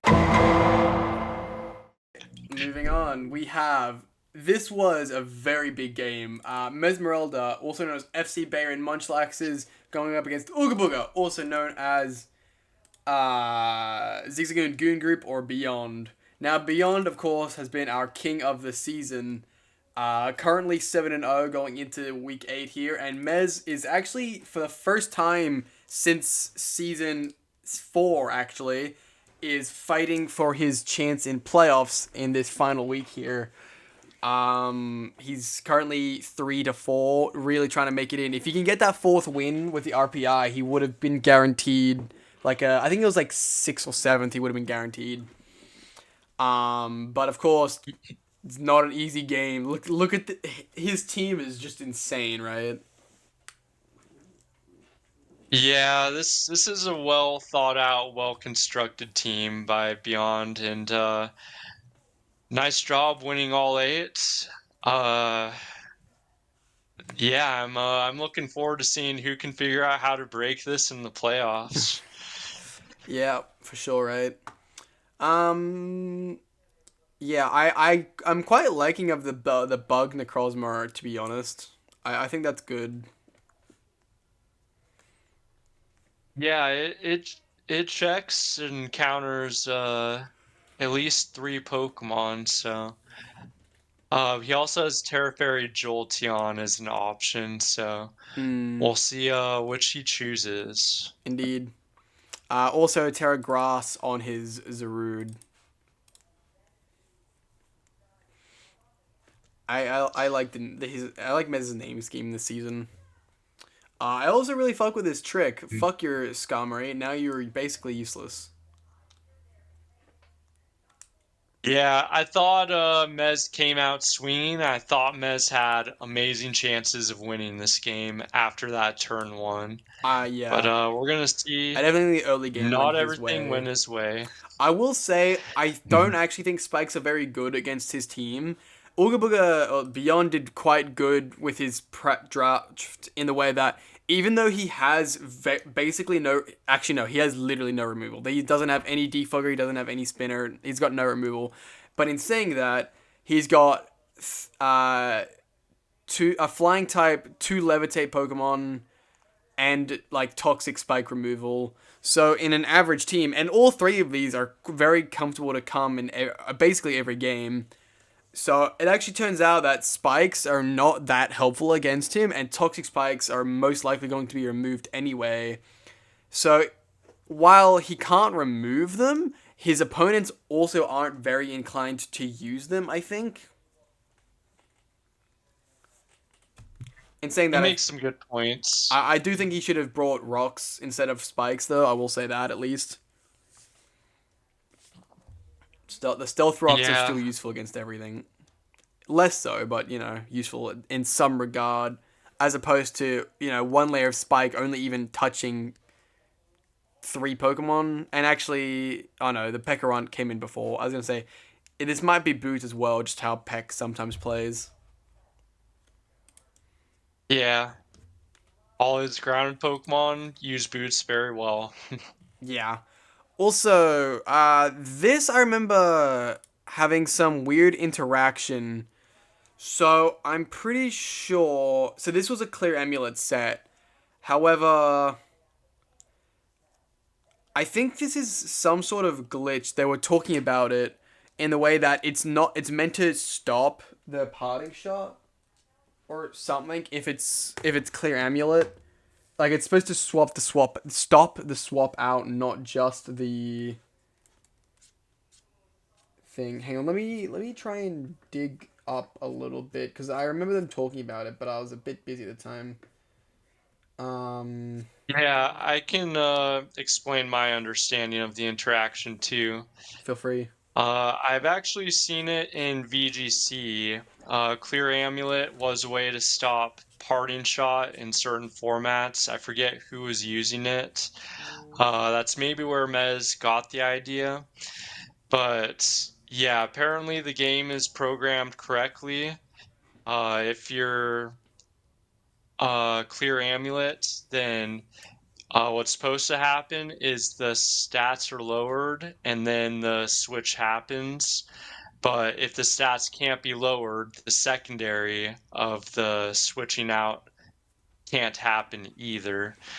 But Showdown, apparently it does the switching out first and then it does the stat lowering second. And so it does allow, apparently with Mirror Armor, you can swap out with Parting Shot, and if I understand the conversation correctly, it was programmed correct for pressure, but yeah, I never considered stopping Pardon Shot with clear amulets, so yeah. Yeah, so Sorry it didn't work after out for you, Mez. yeah, so I looked back through the chat a little bit, and it is indeed just that it's programmed wrong on Showdown. It does suck. Um, and it's very unfortunate. Very much liked his prep for that. He said in the chat. Where was this? Sorry, is here. He said in the chat, and I agree that this was probably his best Corviknight set of the season. But yeah, it's very unfortunate that the Showdown is just programmed wrong to do that. I hope that's something that they fix, and I feel really bad for Mez, but unfortunately, I actually don't think it and like it sucks, but it's not what the be all and end all of this game, unfortunately. I'm with you. I think the game would have been closer. I don't think that interaction going how it's supposed to go would have guaranteed him a win by any means. Indeed. How does he even break the Ting-Lu, like, at all? Unless he's, like, set up with Necrozma, I don't see a way for him to break. Is that's gotta be specs, right? Yeah, we saw the spreads after the game. It was timid specs, not Yeah. modest specs. Right, okay. Modest might have made a difference this game, as we'll see, but Yeah. But do you see what I mean about the spikes? So far, they've done like they've barely hit anything. This is something that when I was prepping for Beyond, Javis pointed out to me because I also wanted to hazard stack the man, but he pointed out what I had already said in that his team just doesn't really care about them all as much as we would like them to care about it, you know? yeah. Yeah, and this is Boots P.E.K.K.A. Runt as well. So it's like, yes, Ting-Lu and Zarude are the only things that'll actually be hit by them. This is also a Boots Clodsire, lol.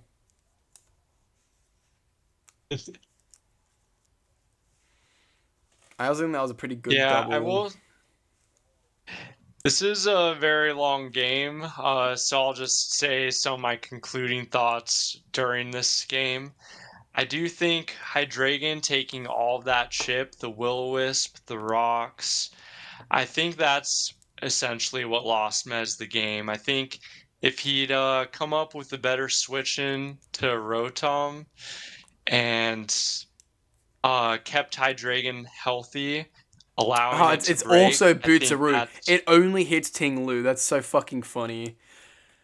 But does what I say make even more sense now? Like, yes, he's doing 25% to Ting-Lu, but like it's just nothing is happening with all these spikes going off. He spent 3 turns setting them up for it to only so far it's only been one layer hitting Ting-Lu once. Had he gone for one rocks instead of because Clodsire also gets Stealth Rock, right? I'm not an idiot. Yeah, it does. Yeah. So had he gone for one single rock instead of spiking, he would have hit so many more things, so many more times by this point in the game. You know what I mean? He would have gotten a little more chip damage, but it would have only been against Skarmory and Rotom, because everything else had boot besides Ting-Lu, and he never brought in Laudia. Yeah. But like look at it this way. So hang on. So the Ting-Lu came in for the first spikes, then Skarmory would have taken a rock. P.E.K.K.A. didn't. Then Skarmory would have taken 2 sets of rocks. Then P.E.K.K.A. came in again, didn't. Then Washtington would have taken a hit of rocks. Then P.E.K.K.A. comes in again. Zarude doesn't. So, okay, that's only 3 sets of rocks, I believe. That's not as much as I was hoping. But we are still early in the game. There's still 6 Pokemon on each side. So it's like This game is. yeah. I was gonna say this game was lost by inches, so there's a chance Rocks could have been a difference maker, but as we'll see this game play out, I don't think it was going to win it for Mez. I think he would have needed to do a few things just a little bit better, and yeah, could have won this game. Yeah, there's the first kill. I do like this counter tech, but it didn't work out how he wanted it to, unfortunately. And now that it's revealed, it's far less useful. I also don't like poison jab there. I mean, P.E.K.K.A quad resists, Skarmory's immune, Ting Lu is gonna laugh in his face, and I mean he might have. I don't think he would have swapped in his Zarude. I think he either would have swapped in Latios or Rotom, and either one of those isn't gonna cry over one Clodsire poison jab either. I think this Clodsire Yeah, I do. wasn't as good as he had hoped it would be. Yeah, I do think the Claude set could have been more optimized this game. That could have been another one of those inches things that could have swayed the game in his favor. I mean, if it worked, then this Claude would have been the difference maker, but I think the counter tech was a little inconsistent. Yeah, that's I would have fair. been afraid to bring that. That's definitely fair. Hey, see if Jolteon can be the hero this team needs. Fortunately, this is Max specially defensive Zarude, so he can't Terra and knock it out. Yeah, And that's gonna be a damper. That would have been a game-changing knockout. for sure. But yeah, honestly, I think Mez's team just. Also, wait a minute. Why was he ever using Hydreigon as a swap in for Rotom when he's water absorb ground type? The only thing he could do to Uh, you is Willow, which I mean, I don't know. Are you that scared of a Willow? You're doing no damage anyway with your what base 70 attack, something, whatever. I am with you. In retrospect, it's easier to say he should have always gone this and not Hydreigon. But Rotom can actually counter Clogged Sire if it's a nasty plot subset. So I've actually run that for certain Pokemon. Sub nasty plots, stored power. Obviously, it has 4-move syndrome against Mez team, and he was a nasty plot this game. But yeah, in a vacuum, before he knew the full set, then I think he wasn't risking a setup Rotom set. Hmm.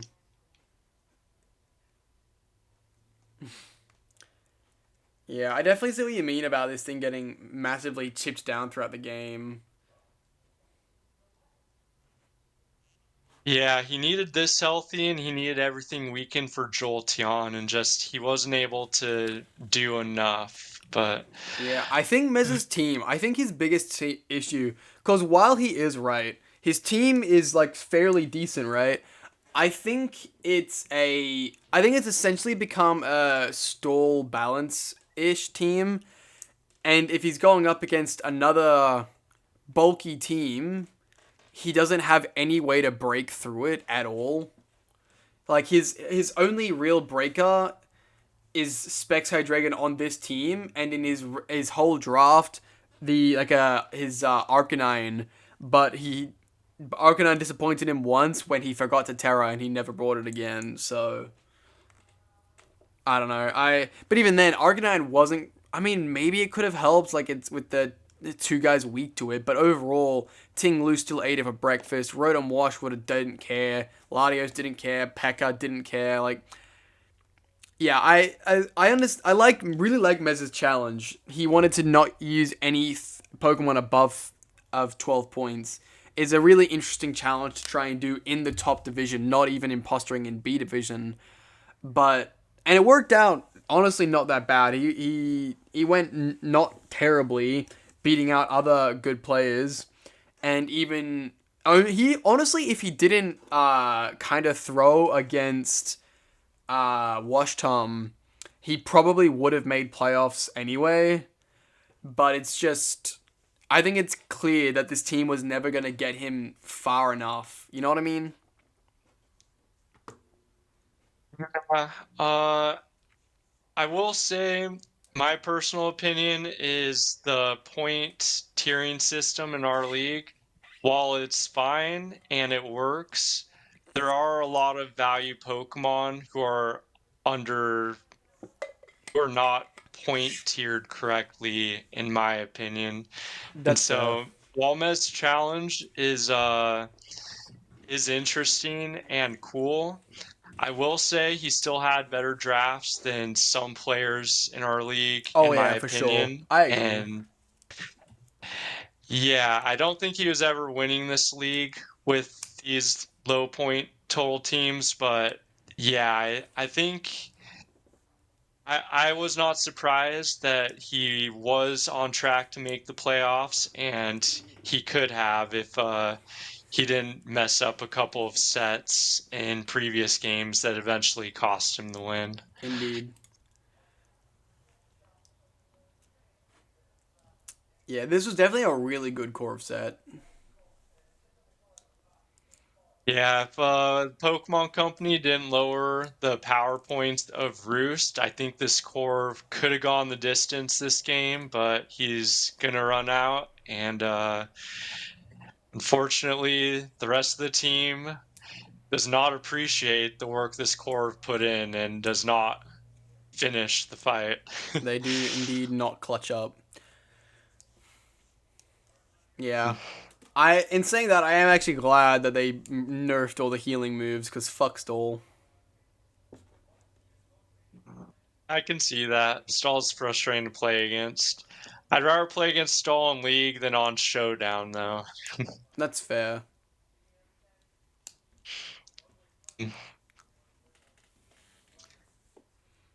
Yeah. He's just running out of life at this point.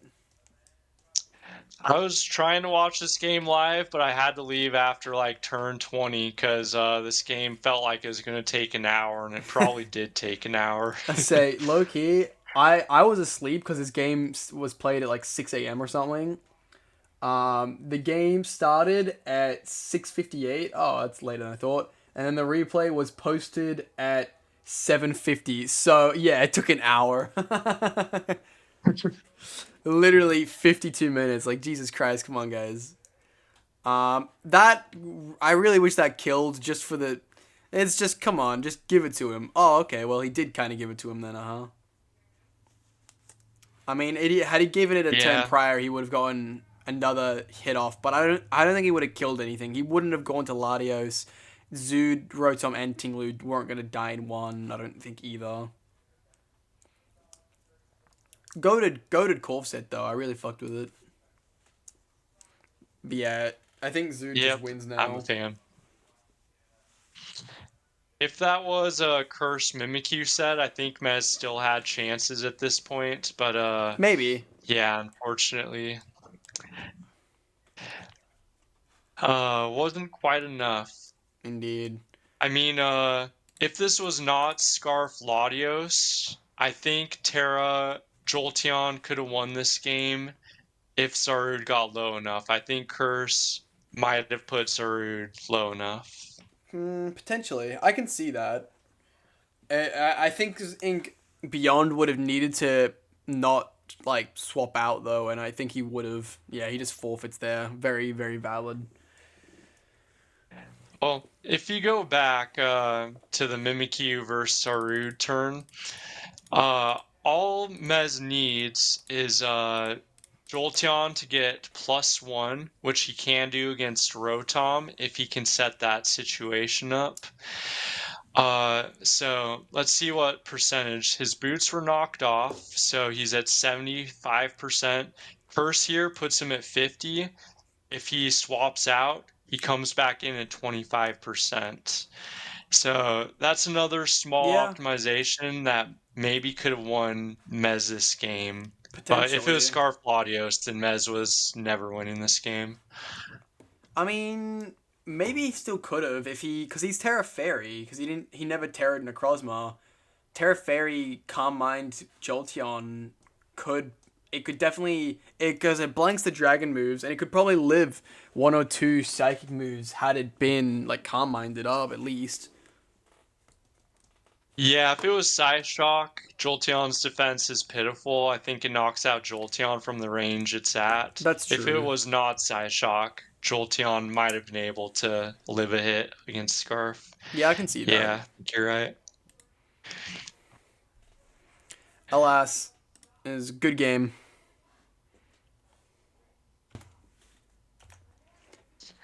Final thoughts for this game. Do wish Mez had pulled the upset. Do think he Same. deserved a spot in playoffs. But yeah, great Ooga Booga claiming the undefeated season. We'll see if he can claim the title, the follow-up. Yeah, honestly, I actually think he might. I'm kind of hoping he doesn't. I hope one of the people I'm like closer with personally will, but he's the person I think will win this time. And you know what? Yeah, we will see. As long as it's not Sean, it's fine. Yeah, Sean's had kind of a rough season, but he's still He's still put second. on a good showing versus a lot of people. Yeah. Yep. All right, let's move on to our final game of the day. It's actually Sean. Funny that Slippy Slurpy Galactic Greninja going up against Zeus Kyurem. I will point out, those of you who know how to count, this is only game 7. We had a forfeit from Washtington. He knew he had no chance, so he just gave up, which, you know what, fair enough. Anywho, Sean is scary.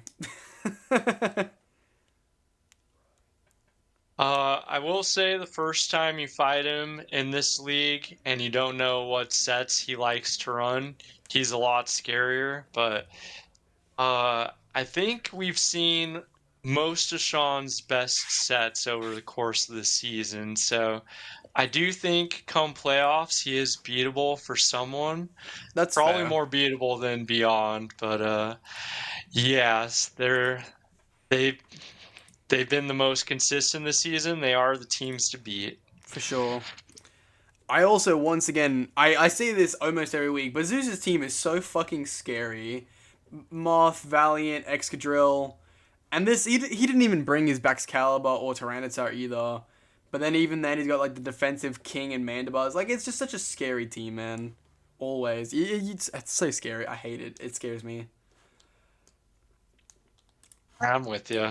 Also, I love this. Not sure how you aren't defeated Ed with this broken team. The answer is I'm bad. I love it. One note I will say about their Terras. I was a little surprised on the Terra Ghost on Salamence. Yeah, that's but a little obviously, if interesting. he wants to stop the spin from Excadrill, then that makes a little sense. But I was also a little surprised by the Terra Steel on Mess Spirit. But if he doesn't want to get poisoned from Pheasantipity, I can see that. Yeah, I think it's the second or third time he's brought Steel on Mesprit. It seems to be something that he likes a lot. Which, you know, alright, I can see it. It's good. Steel's always a good type, you know? Yeah. I also we're love gonna see later in this Toxic game. King, Slow King turn 1. That's brilliant. I'm sorry, what were you saying though? Oh yeah, we're gonna see later in this game. I don't think Slippy Slurpy brought the best Terras he could have. They weren't bad Terras. They were probably his second or third best choices, but I do think he had a better option, which I'll talk about. But yeah, we'll wait till we get to that turn. Sounds good. Good old Screamcock.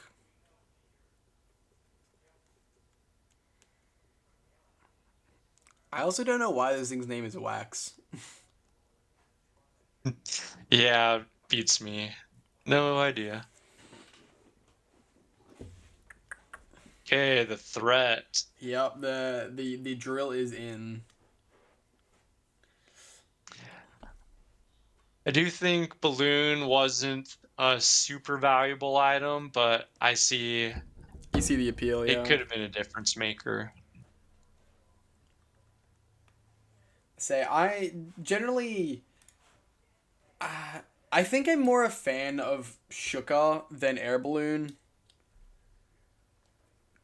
generally speaking, because that's the thing. Air Balloon you can get rid of and then just click the ground move button, whereas Shuka, sure, if you get low enough, it's like, it'll not work, but in general, it'll most basically always work.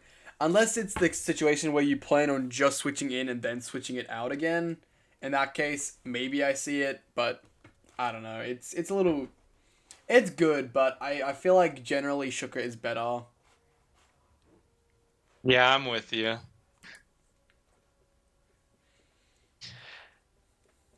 So, goes for Ice Beam, It and it freeze. freezes Golden Go. So if you want to pause it for a second. So, uh, I was thinking, obviously Golden Go is an amazing switch into Slow King. However, because Salamence is not a Terra such as Terra Water, it's a lot more risky. So Terra Water Salamence would have been able to deal just fine with Excadrill, provided as much value as Terra Ghost. But the other thing it does is if you're expecting Slowking to switch into Salamence at the team building stage, you never have to risk the Ice Beam on your Golden Go when you switch, because he's either going for Chilly Reception or Psyshock. So just a small min-maxing optimization that could have been done, in my opinion. Yeah, I But see that. Sean's a good player. If he saw more value from Terra Ghost, then so be it. It's probably just a difference of opinion. Yeah, or just playstyle even as well. Hmm. Yeah, the 10% freeze on the first try is definitely annoying though. Honestly, I don't know how much I like even keeping it at that point. I mean, it's not the worst option, but I don't know. Yeah, I think that was a tilted play, Sean staying in. I think switching out turn one, not trying to unthaw, might have been slightly better, but uh I if he thought Golden Go was an integral part of winning, I can see him trying to get it unthawed. Hmm. Well, it brings it I back do in have here. one. Oh, sorry, go ahead. I was just saying, like, he brings it back in here to try and unthaw again. He scolds it. I fuck with that. If only that, Yeah. didn't kill him, he would be unthawed right now. What were you saying before I mentioned he brought it back?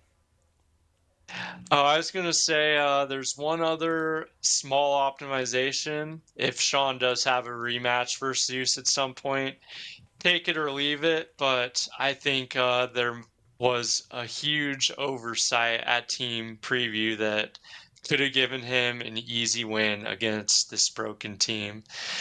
So, Moldbreaker Excadrill is obviously the biggest threat. Life Orb. However, if you run max physically defensive Ursaluna with leftovers, it can take on Drill. Foul play from Mandibuzz does not knock it out. And Earthquake, one or two shots, everything that he brought.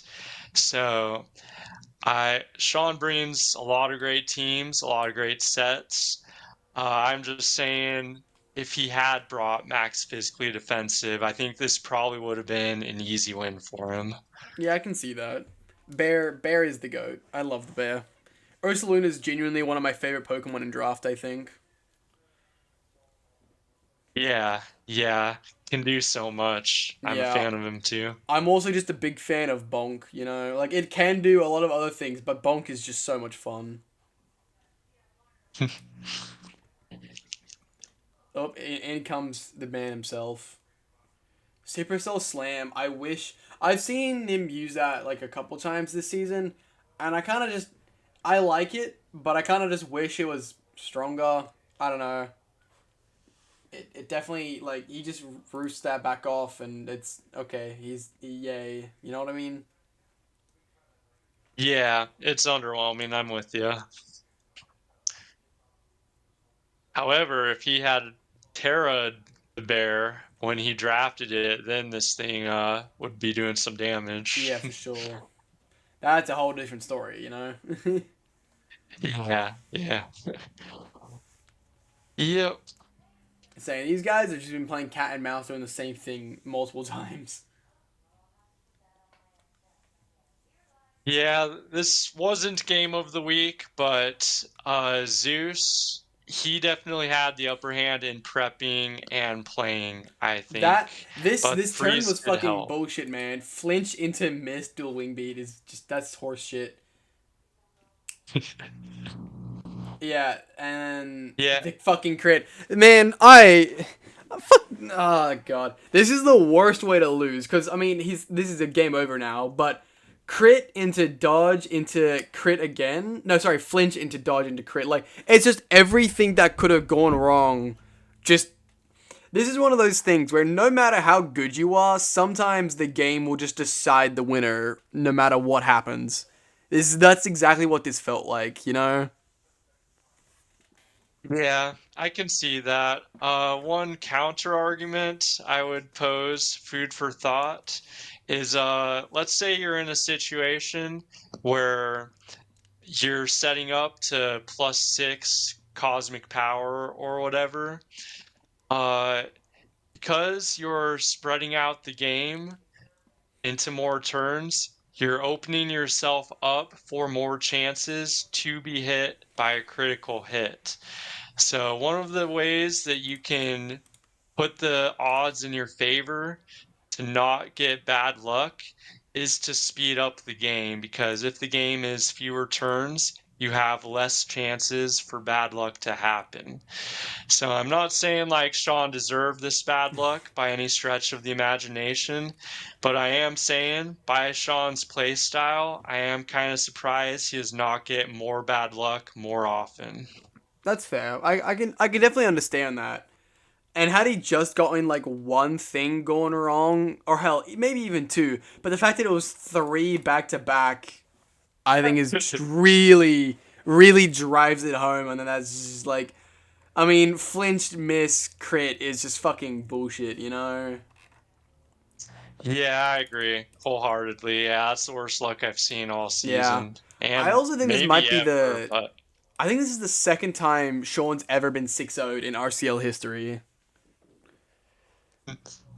yeah, yeah, it's hard to get 6-0s in this league unless Terra's involved. Then there's a lot of opportunity for 6-0s to happen. Look at you, Terra Zarude.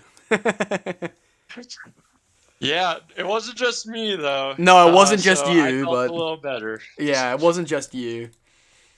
But yeah, yeah. I feel bad for this game, but oh well. No, I don't think there's too much more Yeah, to say life on it goes on. really. Yeah, it's been fun. Let's go on to the next part of our Yeah, program. the Doc shenaniganry. Honestly, I think this game had a lot of most of the none of them were in particularly close outside of mine, but I think the scores. I think there are a lot of them were pretty good games, all things considered. Yeah, I really enjoyed this week. I'm glad you brought me on this week to commentate. Yeah, no worries at all. As for our rest of our Doc shenaniganry, beyond getting a clean sweep is really cool for him. Last time this happened was back in season 8 by Mez, and then I think it was season 4 or 5 by Undead. And I think that's the only times we've ever had a clean sweep in the server's history, as far as I can recall, anyway. It's very impressive, so very good job to him. And it's not even like he had a particularly easy season either. He beat Sean, he beat Davis, he beat you. Like he took on many of our top players, and managed to go undefeated, which I think is very impressive. Yeah, I'm with you for sure. Team's just kind of absolutely wild. Sean doing what Sean does, being, right there. And honestly, his only losses were from hacks and the first seed. So I think it's very well deserved. Albie Albie was a bit interesting to me this season. He came ninth last season, making it just out of the playoffs ring. So I definitely knew he was I never definitely didn't think he was bad by any means, but I think he definitely surprised me by how well he did this season, only being one diff behind Sean, right? I will also say, what might have happened is he experimented last season, maybe some mons he was less comfortable with, Yeah, and then this season he probably drafted more comfort mons because he wanted to prove he belonged in the playoffs or something. yeah, that's fair. So I'd also like to point out he that does have. Beyond and Albie, as well as Warpig and Zeus and Drum, actually, all those Brits come from GPA. GPA is a Natdex league, so there's some differences in the move pools and such, and I think that could have also played a role in it, that they're not as, they just assumed some Pokemon would get some moves, that they don't anymore. Okay, I can see that. I think Makes a lot of sense. Albie said that about Gliscor last season. I think. Don't quote me on that, but yeah. Then we got our Yeah, boy Swellow slash Absol here, going half the season each. Josh again shaking off quite a bit of rust, but he did manage to win one game on his own in his tenure of 4 weeks. Going, oh, maybe wait, it might have been 2 games. No, yeah, it was 2 games because it was 3-1, finishing 5-3. So he still won half his games, and while his diff is abysmal compared to the 3 guys above him, I still think he did fairly well considering the amount of years of rust he has. yeah, I'm with you. I was very impressed with the game he won, how he built, and he played solid too. But Mm, yeah, think he has chances round one, but we'll see. we'll see indeed. And then there's you, of course, our 5-3 man, being the only one who's got positive wins but negative diff. Yeah, that makes me laugh. I'll take it though. I don't need differential. Yeah, especially not with this new system. But it was just Mhm. kind of funny because I think it was majority of the season you were just, I remember, I think it was in like week 3 to 5, somewhere in that range. You were just like, yeah, I kind of want to win all of the rest of my games with only a 1-0. That way I finish like 6-2, but like -5 or something. I liked it that you had that thought that you wanted to be negative diff because of the fun, because it's just funny. Yeah, it is funny. Yeah.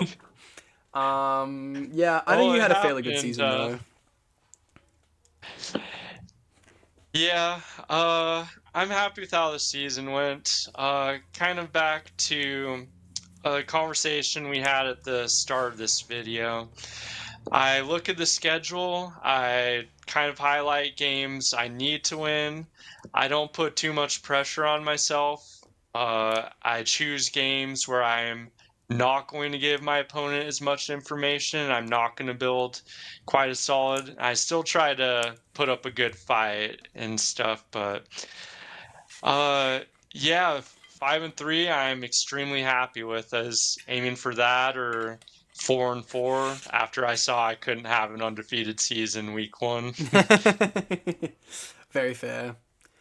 Backris being right behind you is also quite good for him. Backris is one of our how do I put this nicely? Very inconsistent players. He can be anywhere between like 13 to 4 in my opinion. Ziggy actually in his team ratings put him in second, saying that he had a very easy schedule, which I think is a bit. I don't know. I think putting him in second would have been a bit much. Yeah, I do think that was a little disrespectful to the other players since, like, I don't think there's any easy games against veterans. Obviously, obviously some of them are more winnable than others, but bad luck can totally change the course of a game. So, For sure. uh, To be fair though, Backrus's only veteran player was Swiggity Swellow, who then didn't actually become. That was Josh because I was in week 8. Um, so that's the thing. His team out of the top 8, he had Albie who prior because he makes his schedule like rating and difficulty stuff prior to the season. So having a player that came ninth last season doesn't really make them what we consider to be one of our better players generally. Then there was Drum, who was slightly unknown. Zeus, which definitely could have gone either way. Josh, who could have gone either way. Then Nick, who again could have gone either way. That's the thing. Most of his games, outside of Davis and maybe Albie, were basically games that he could definitely win if he'd tried to have if he like really went all out and had a great season. He could have easily gone like 7-1 or 6-2 or something. Um, you know what I mean? I definitely understand the reason why. Like it's not, for example, it's not like my schedule where I have two former champions, one who's probably gonna be a new champion, and also Lance, who's one of our top players. Like, it's not like any crazy season like that. You know what I mean? So yeah. I understand Ziggy. Uh, we'll leave it to the comments to decide what they think about the situation, but Yeah, that's fair. uh yeah, great players. I enjoy hearing their insights when they do recaps, and yeah, a lot of respect for a lot of players in this league. Yep. Josh then coming in, he went 3-0 for the first 3 weeks, and then didn't win anything until he eventually came back to me in the end to just make his playoffs position, which makes me very sad. I was so excited to think I finally could make playoffs. Um, Yeah, yeah. Josh likes to play spoiler. Yeah, I wish you could have made it Arbok, but I think you have great chances next season because yeah, you care about this game, you try to learn, you practice really hard, like you're building really good habits. I think next year you have really good chances. Yeah, let's just hope I don't get another stupid schedule. um, Yeah, yeah. Zeus being our final playoffs contender. I don't know. I still Zeus is an interesting player in my opinion. I beat him last season, but then he also beat Ziggy last season, and I don't know, to be honest. Zeus, I can't quite rate where I think his skill level's at. I think last season he came like 12th or 11th or something in that ballpark, and this season he made he made playoffs only by kind of hacking Sean, which still doesn't like. I think he's definitely a decent player. It's just hard to rate exactly where I think he is in my head, if you know what I mean. It's hard to get a good read on certain build styles, certain play styles. Give it another season. I think you'll have a better idea on him. Perhaps, yeah. Warpig certainly had an interesting season. He started being 0-2 after taking over for Nick dropping out. And most of us kind of just assumed he would then rise to be like, 5-3 or even 6-2, depending on how his season went. But then he actually got a little bit fucked up, and ended up being in a pretty odd position. Unfortunately, he did, like, his first week back was a 1-0 loss against Albie here. And then even after that, I'm pretty sure the other person, where was it? I'm bad at reading. Where the fuck is he? Hello? Roy Lee. Yeah. And then he beat Drum, and then he lost to Zeus. So the two people he lost to were his longtime friends from GPA, which I definitely think is interesting. Yeah, my opinion about Warpig, if he was uncomfortable with the team, and I will say every team has a learning curve to learn what sets you like and what uh who to make physically defensive, especially defensive, all of that. If when he took over the team he was uncomfortable with the Mons, he should have tried to make more trades or transactions Well, that's the earlier thing. in the Yeah, season, I'm I pretty sure think. he made no changes.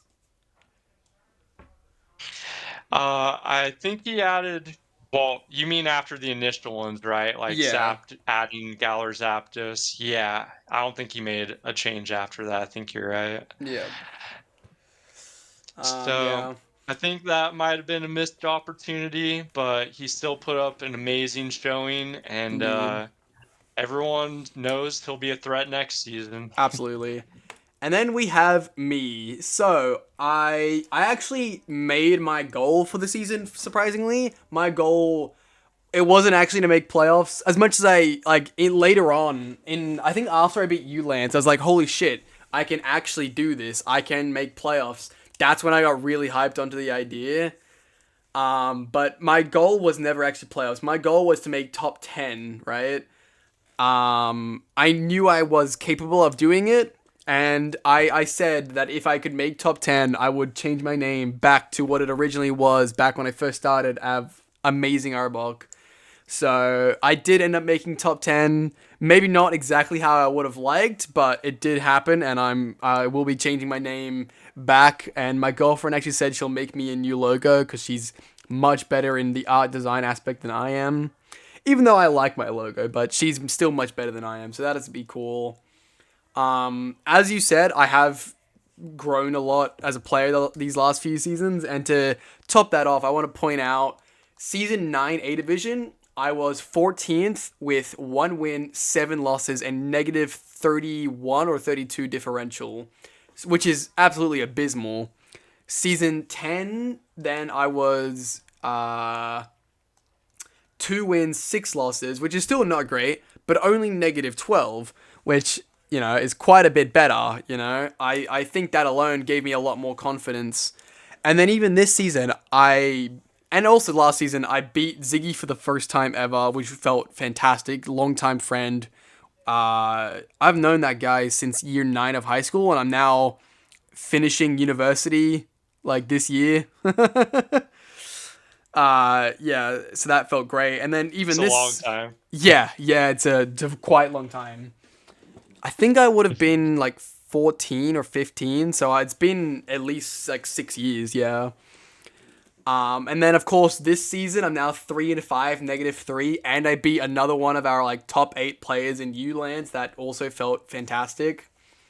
So I'm hoping that next season I can and get maybe a little bit of an easier schedule, please, and make our way to 7th or 8th place with a 4-4 or even a 5-3 if I get a good enough schedule. Good to set goals for yourself and good to reflect on them and measure them. I think you keep doing that. Maybe next season you'll start feeling like I wish my schedule was tougher because I learned so much when I go against these really good players or something. With some people that's the case. Like I always love battling like Mez, Davis, and Ziggy just because they're like some of the people that I'm closest with. Um, like yeah, I've known all of them for a long time. As I said, Ziggy is like 6-7 years now or whatever. Davis, we met in the 2020 International Championships for Oceania, which was awesome. So we've known each other for almost 6 years now as well. In like 3 months or 4 months, maybe it'll be 6 years. And then Mez, I think Mez joined in like 2019, maybe 2020, that around that ballpark. So I've known him for a long time, and we hung out when I went to Europe and stuff. So long time. It's always fun. Plus, Mez has that enough chaotic energy to just do bullshit because it's funny, and I love that. Oh Yeah. yeah. Speaking of Mez, onto him. He does some funny bullshit because it's funny. So he changed his name to another player in Schmetterling, just because it was funny. Also because he wanted to give someone else the champion role, which I think is still great. Unfortunately, this season didn't go as well as he had hoped with his challenge. He's actually, I don't know if you noticed or remembered, but he's actually done different challenges for the last 3 seasons, I believe it was. Like last season, he had 3 different B division players make his entire draft. Like I think he was on holiday or something. He was just like, yeah, you guys draft for me, figure it out amongst yourselves, have fun. And then he just fucked around with that, which I'm kind of here for. Yeah, I remember that. Yeah, and I think pretty sure he did one in season 9, but I can't remember what it was. Unfortunately, it didn't quite work out for him this season. But genuinely, with how good his RPI was, had he not fucked up with Mirror Armor against the Enamorous, I actually think he probably would have made the playoffs over Zeus. Yeah, for sure. Definitely. And it's just kind of sad that is the distinguishing thing that cost him his season. You know what I mean? That's what cost him his playoffs, you know? Yeah, at the same time, I will say Potato was in a must-win game there. Well, he forfeited week 8, so he could have played that. That could have been his must-win game too. But yeah, I think I'm not saying that wasn't a game costing mistake since it was, but I am saying maybe if he had realized how important of a game it was for Potato and how much effort Potato was going to put in the building, maybe he could have changed some things with this team so he didn't have to rely on getting that Corviknight set right. But yeah, that's fair. that being said, just a what if scenario, and congrats to Potato for not moving down. Indeed. Onto Disco, this is the 3rd player to rise from B Division to not immediately drop back down, even though we've been doing this for like 6 seasons now. Everyone else has come up and then dropped back down the same season, except me and Nick, and now Drum. So that's nice to see. There's a couple others staying. In saying that, again, he probably never should have been in B Division to begin with, but, you know, that's potato. Yeah. He definitely had an interesting season. I think considering how threatening his team was, I think he kind of underperformed. Yeah, I don't think I have too much more to say on Drum, to be honest. Yeah, I'm okay moving on. Expecting Drum to come out swinging next season too. Love his draft and look forward to seeing what he can do. Indeed. And saying that, actually, one thing. His Terra Umbreon for 6 points was such a menace. Jesus fucking Christ. A lot of people underestimate Umbreon. Like, yeah. there's some Pokemon that are just really difficult to prep for. Like, you can't beat Umbreon by going from Dragon Dance, so you can't ever bring a physical attacker, otherwise it'll get foul played. Like, there's only a certain number of ways you can beat it, and yeah, just very solid physical wall. Indeed. At the very least. And here we have our poor unfortunate friend Ziggy. He actually, so the last 2 seasons he was feeling kind of bad from not making playoffs, and he actually, in his little schedule ranking, a ladder prediction, he thought he would just barely make it with 6th, going off, because for those who aren't aware, he kind of copied his old team again with the changes he could. He went Raging Bolt, a fast dark type. It was Darkrai last time. Lando T, Ogerpon, and it was a different Ogerpon last time, I think. I'm not 100% sure, but Ogerpon, Quackable, and I think he also had Rachi. I think these other ones are a little more relevant, but it's the same core team style. So he was hoping he could use that experience to do things a lot better. However, he was kind of in his head for some of his games a little bit too much. He also got very lucky against me. However, if I was better, I would have not lost to him regardless. But I fucked up. Um, yeah, some of his games were just unlucky. I'm trying to remember which games those specifically were at the moment. I can't quite recall. Oh, I think the one against Lance, that 50-50, I remember him being very upset about. Um, that probably won him the game had he won that 50-50. But also, I don't know, relying on 50-50 maybe isn't the greatest play ever.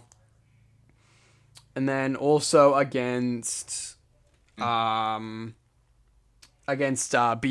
his Draco miss, meaning that he couldn't get rid of hazards. I remember him being very upset about, which it in both. Well, maybe not as much in your case because that was a lot different of a game state. But against Beyond, I'm still of the opinion that yes, the Draco miss was horrific for him. Don't get me wrong about that. However, that was on like turn 7 of the game, and there was still so much more game to play that I think if he hadn't messed up elsewhere, he would have been able to play a way out of potentially. Yeah, and then after losing to both Mez and then Lupus, who, I've been vocal about, I don't think is very good, but after that, he just basically during prep against Lupus, because there's me, Gray, and Ziggy and Davis have the group chat that we always talk in. We basically, me, Davis, and Gray were not all that supportive. We basically just said he's a mid player with a bad team, and you have a pretty good matchup. And we offered a little bit of help here and there, but basically we just said just don't throw the game, and you should do well enough, and you will probably win. It's very hard to not win against him, we said, and Gray mocked against him, and Gray won. But we tried to point out that Lupus is not as good as Gray, right? And then Yeah. that was basically after losing that game. He basically gave us a little speech about don't say that a game is basically over, which it's technically true. Anyone can beat anyone, but there is a pretty set standard of it's very unlikely. And at that, I that's when he left the group chat, and he left the server maybe 4 days later, I think it was. And I think that was just the final straw. He just needed a break from everything. Because there is other IRL stuff going on for him that I won't get into. That's his business. But he does have some other things going on, and I think that was just the final straw. He just needed a break,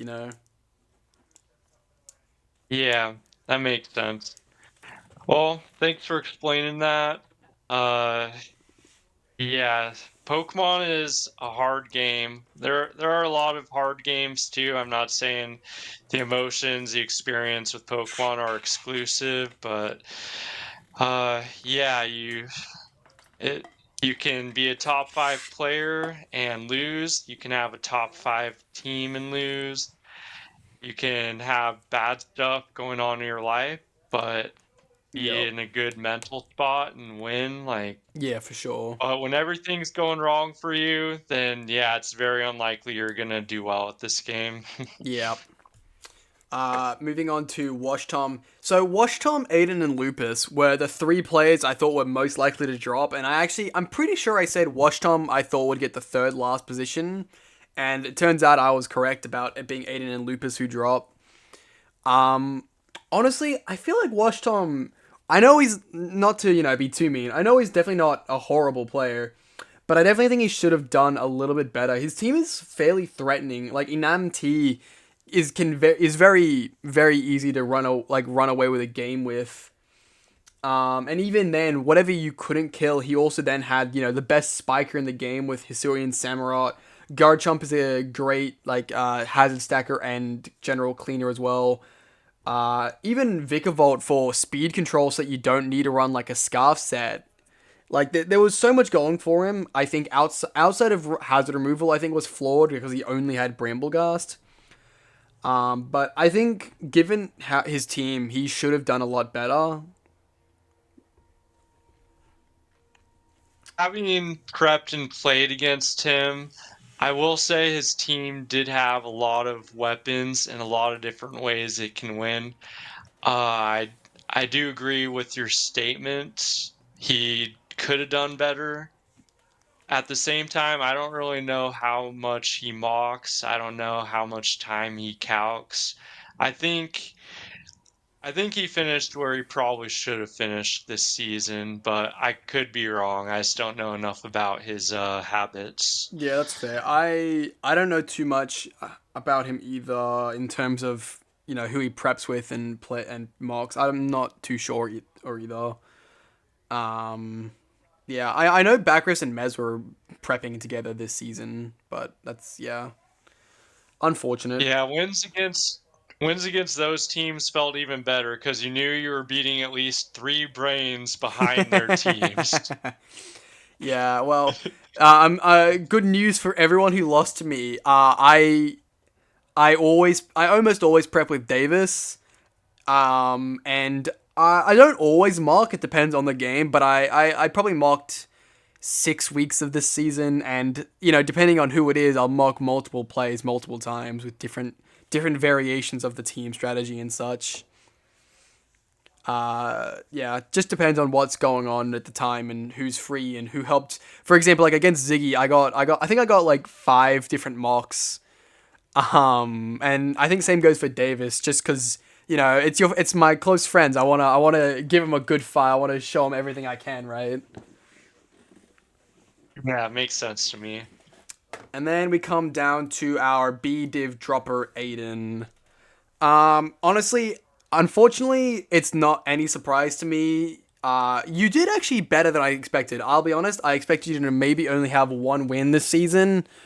But in the end, going 2-6 and -16 isn't really that awful, to be honest. Ziggy actually thought you would come 13th. I think he was a little bit too supportive of his friend. Especially when he had me in 14th, with you in 13th. That's just rude, man.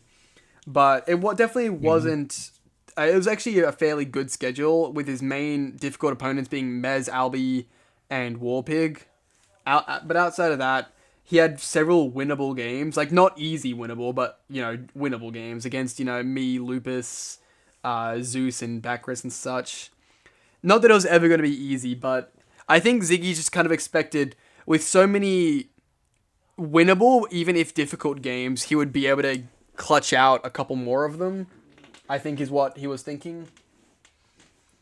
But yeah, I also must say I did not like his team very much.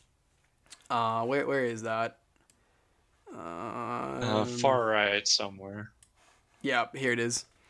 Gouging Fire, Espathra, Thundy, and Crook. I think Gouging Fire is a great mon. Don't get me wrong. Espathra it's like pretty good, but it's definitely abusable. If you want those two guys to be your key Pokemon, I'm okay with that. But I think his supporting cast is what really let him down. Thundurus and Crook are just not strong enough supporting offense, in my opinion. If he went with a Thundy T, maybe it would have been a bit different. Not that he could have fitted in with our point limit with his Bathra, but I just in general think it's not. Like these two alone are not good enough because what's left on his team offensively, like Toxtricity is not bad, but it's slow and not like it's not insanely strong, and it also means you can't use your Espathra to its peak.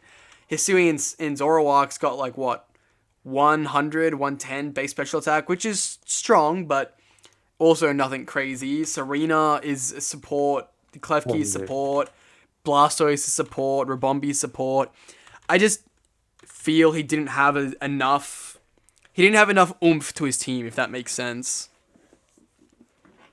I'm going to say Wolfie just used Hisuian Zoroark in VGC.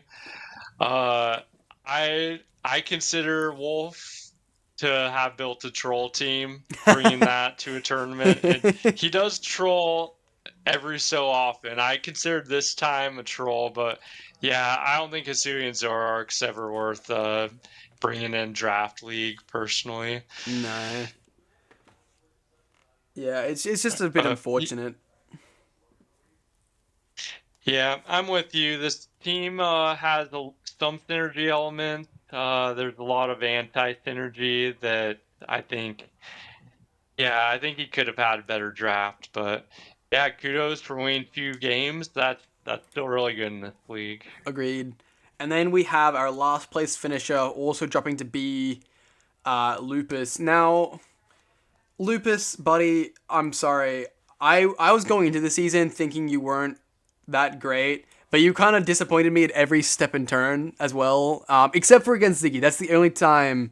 And also, there was one other game that I think it was the one against Aiden, actually. Those 2 games were like the only games where I liked what you did at all. But even just as early on as draft, Garganackle Terra, it's a pretty good mon. Don't get me wrong. I used it last season. I like it a lot. But it's not a round 2 pick. Alright?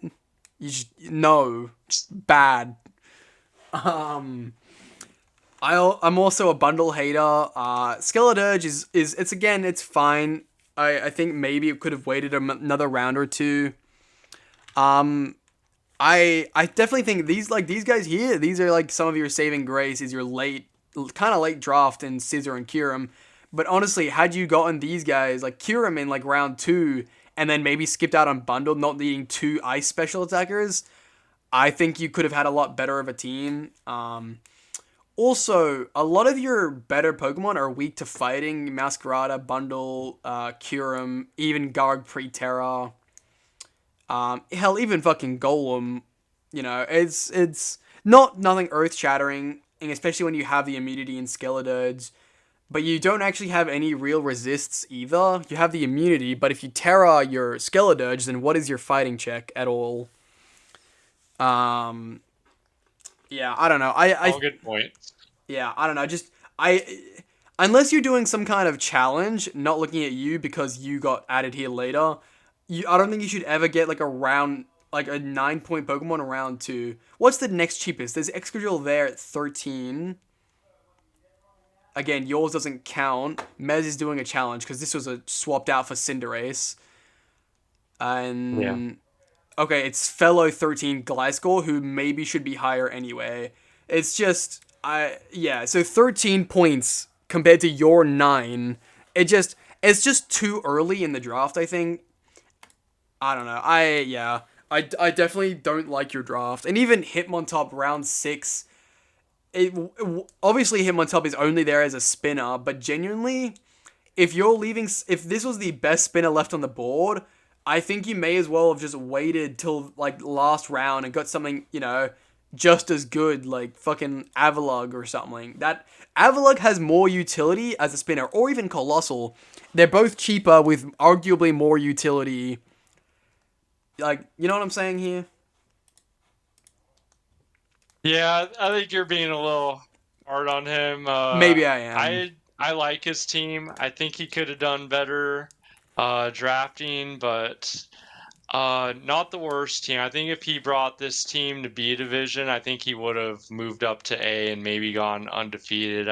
I think the team has potential. I think he would have done well in B division. I don't think he would have won it though. I think he definitely would have made playoffs, like probably top 4 even, but I don't know if he would have won it, I don't think. Yeah, I guess we'll see. Prove us wrong, Lupus. I would love for you to prove me wrong. I kind of feel a little bit bad. I think I am a bit too hard on you, but I don't know. These 3 players here, I think I'm maybe too hard on all of them because they have all done things that have impressed me. It's just I find you don't usually impress me. Yeah, for sure. Well, it is your YouTube channel, and they do like these videos, so keep it coming. Yeah, they'll let you know when you've gone too far. Yeah. I will also say, what the fuck is this? Fucking 20 kills, 1 death is crazy. Spoiler alert, yeah. This guy's going to 19 points next season instead of the 18 it is now. This thing is insane. Maybe should be considered for ban, but I'll deal with that later. The Enamorous did actually do some kind of cool things. Like, it came to 3rd place in the kill leaders. Yeah. My Ogapon... Actually, I think it's really funny. Both the Terra Ogapons tied. I think that's funny. Yeah. Donphan put up a showing. Nice job, Yeah, Donphan. for sure. Dude, that's what I mean. Your Donphan is just something about you and Donphan. I don't know what it is, but it's just great. Donphan is like by far the lowest point Pokemon in this like top area, you know? Yeah, Donphan could have even gotten 3 kills for Lupus, since I was speedy and I was adamant because it Mm. matched up really well into him. But Also, what the fuck is uh this? Why does Latios and Dondozo have 0 deaths? What the fuck, guys? Oh my god. uh Shit's kind of crazy, you know? yep, all prevailed. Yeah. Who? Let's see who's at the bottom of this, shall we? That's definitely a glitch. That's not meant to be down Wow. there. Klefki, Torkoal, and Rabombi. They're all support. I see that. Washtom is also kind of support. I feel like your Florges should have done more. Maybe my Tentacle should have also, but oh well. I'm a lot worse than you. It's fine. Low-key, why is Iron Hands here? Seriously, 0 kills, 3 deaths. That's sad. Come on, Iron Hands. Yeah, that shouldn't be. Yeah, my DoD, low key, I really fuck with DoD. It's like one of my favorite defensive Pokemon in draft. Honestly, I don't think I had a. I think between Rupert, like my Rhyperior, and Iron Crown, I just kind of never had much of a need for DoD. I think it's great roll compression, but when you have both Iron Crown and Rhyperior, I think I didn't need it very much. Yeah, I can see that. The ENMT doing nothing. Anything else interesting down here? Haxtus only coming to 1 game is crazy in my opinion. His team is stacked. I can see it, Yeah, but that's fair. That's yeah, true. it's These are the Pokemon that never came. My Pinkirkin, it was kind of just there for if I ever found a place for Iron Crown to do cool things. Uh, yeah, I'm not surprised the rest didn't come. Honestly, though. Oof, unfortunate Espartho's all the way down there. 1 kill all season. Jesus. Same with Superior, only 1 kill. That's fairly unfortunate for a Superior. yeah, no good matchups apparently. Yeah, no. That's the worst thing for Mez is that Superior Terra was 13 and he wasn't allowed 13-point guys. I was sad for that. I wanted Terra Superior to rape the world, you know. hmm Yeah. All right, I think that's enough looking through the leaderboard here. Yeah, here are our playoff potential. I'll be honest, I'm a lot less faithful than you are. I'm pretty sure. I think most of these will be a wash for our uh our top 3 here, and then also you. I think Zigzagoon, Sean, Albie, and you are gonna not have too much issues with their games. Uh, if I had to pick, I'm always picking myself because I've already built and mocked a lot, and I really like the team I built. I think Leafeons Big Arm Boys will be a good game, but I I think Big Arm Boys has a good matchup into Leafeons. Yeah, I think Deoxys, he's already fought Sean once this season. He has a good idea what he's going to bring. If there's going to be any upsets, I think that's most likely. I can see that. But yeah, Manchespin City, I think he has a pretty good matchup into the Goon group, but uh, Beyond just been kind of unstoppable this season. And Sure. like mental is a really important part of Pokemon. Zeus has only won twice ever versus him. I don't think if he can overcome that mental hurdle, he has any shot of winning. But if he builds well and he plays well, then on paper, I do like his chances. But this season, no, I'm going to pick Beyond. Yeah. I definitely think that's a fair thing to do. Yeah, well, that's it, everyone. Thank you for joining us for our regular season. Yeah. Any final words from you, buddy? Thanks for having me, and post your comments down below.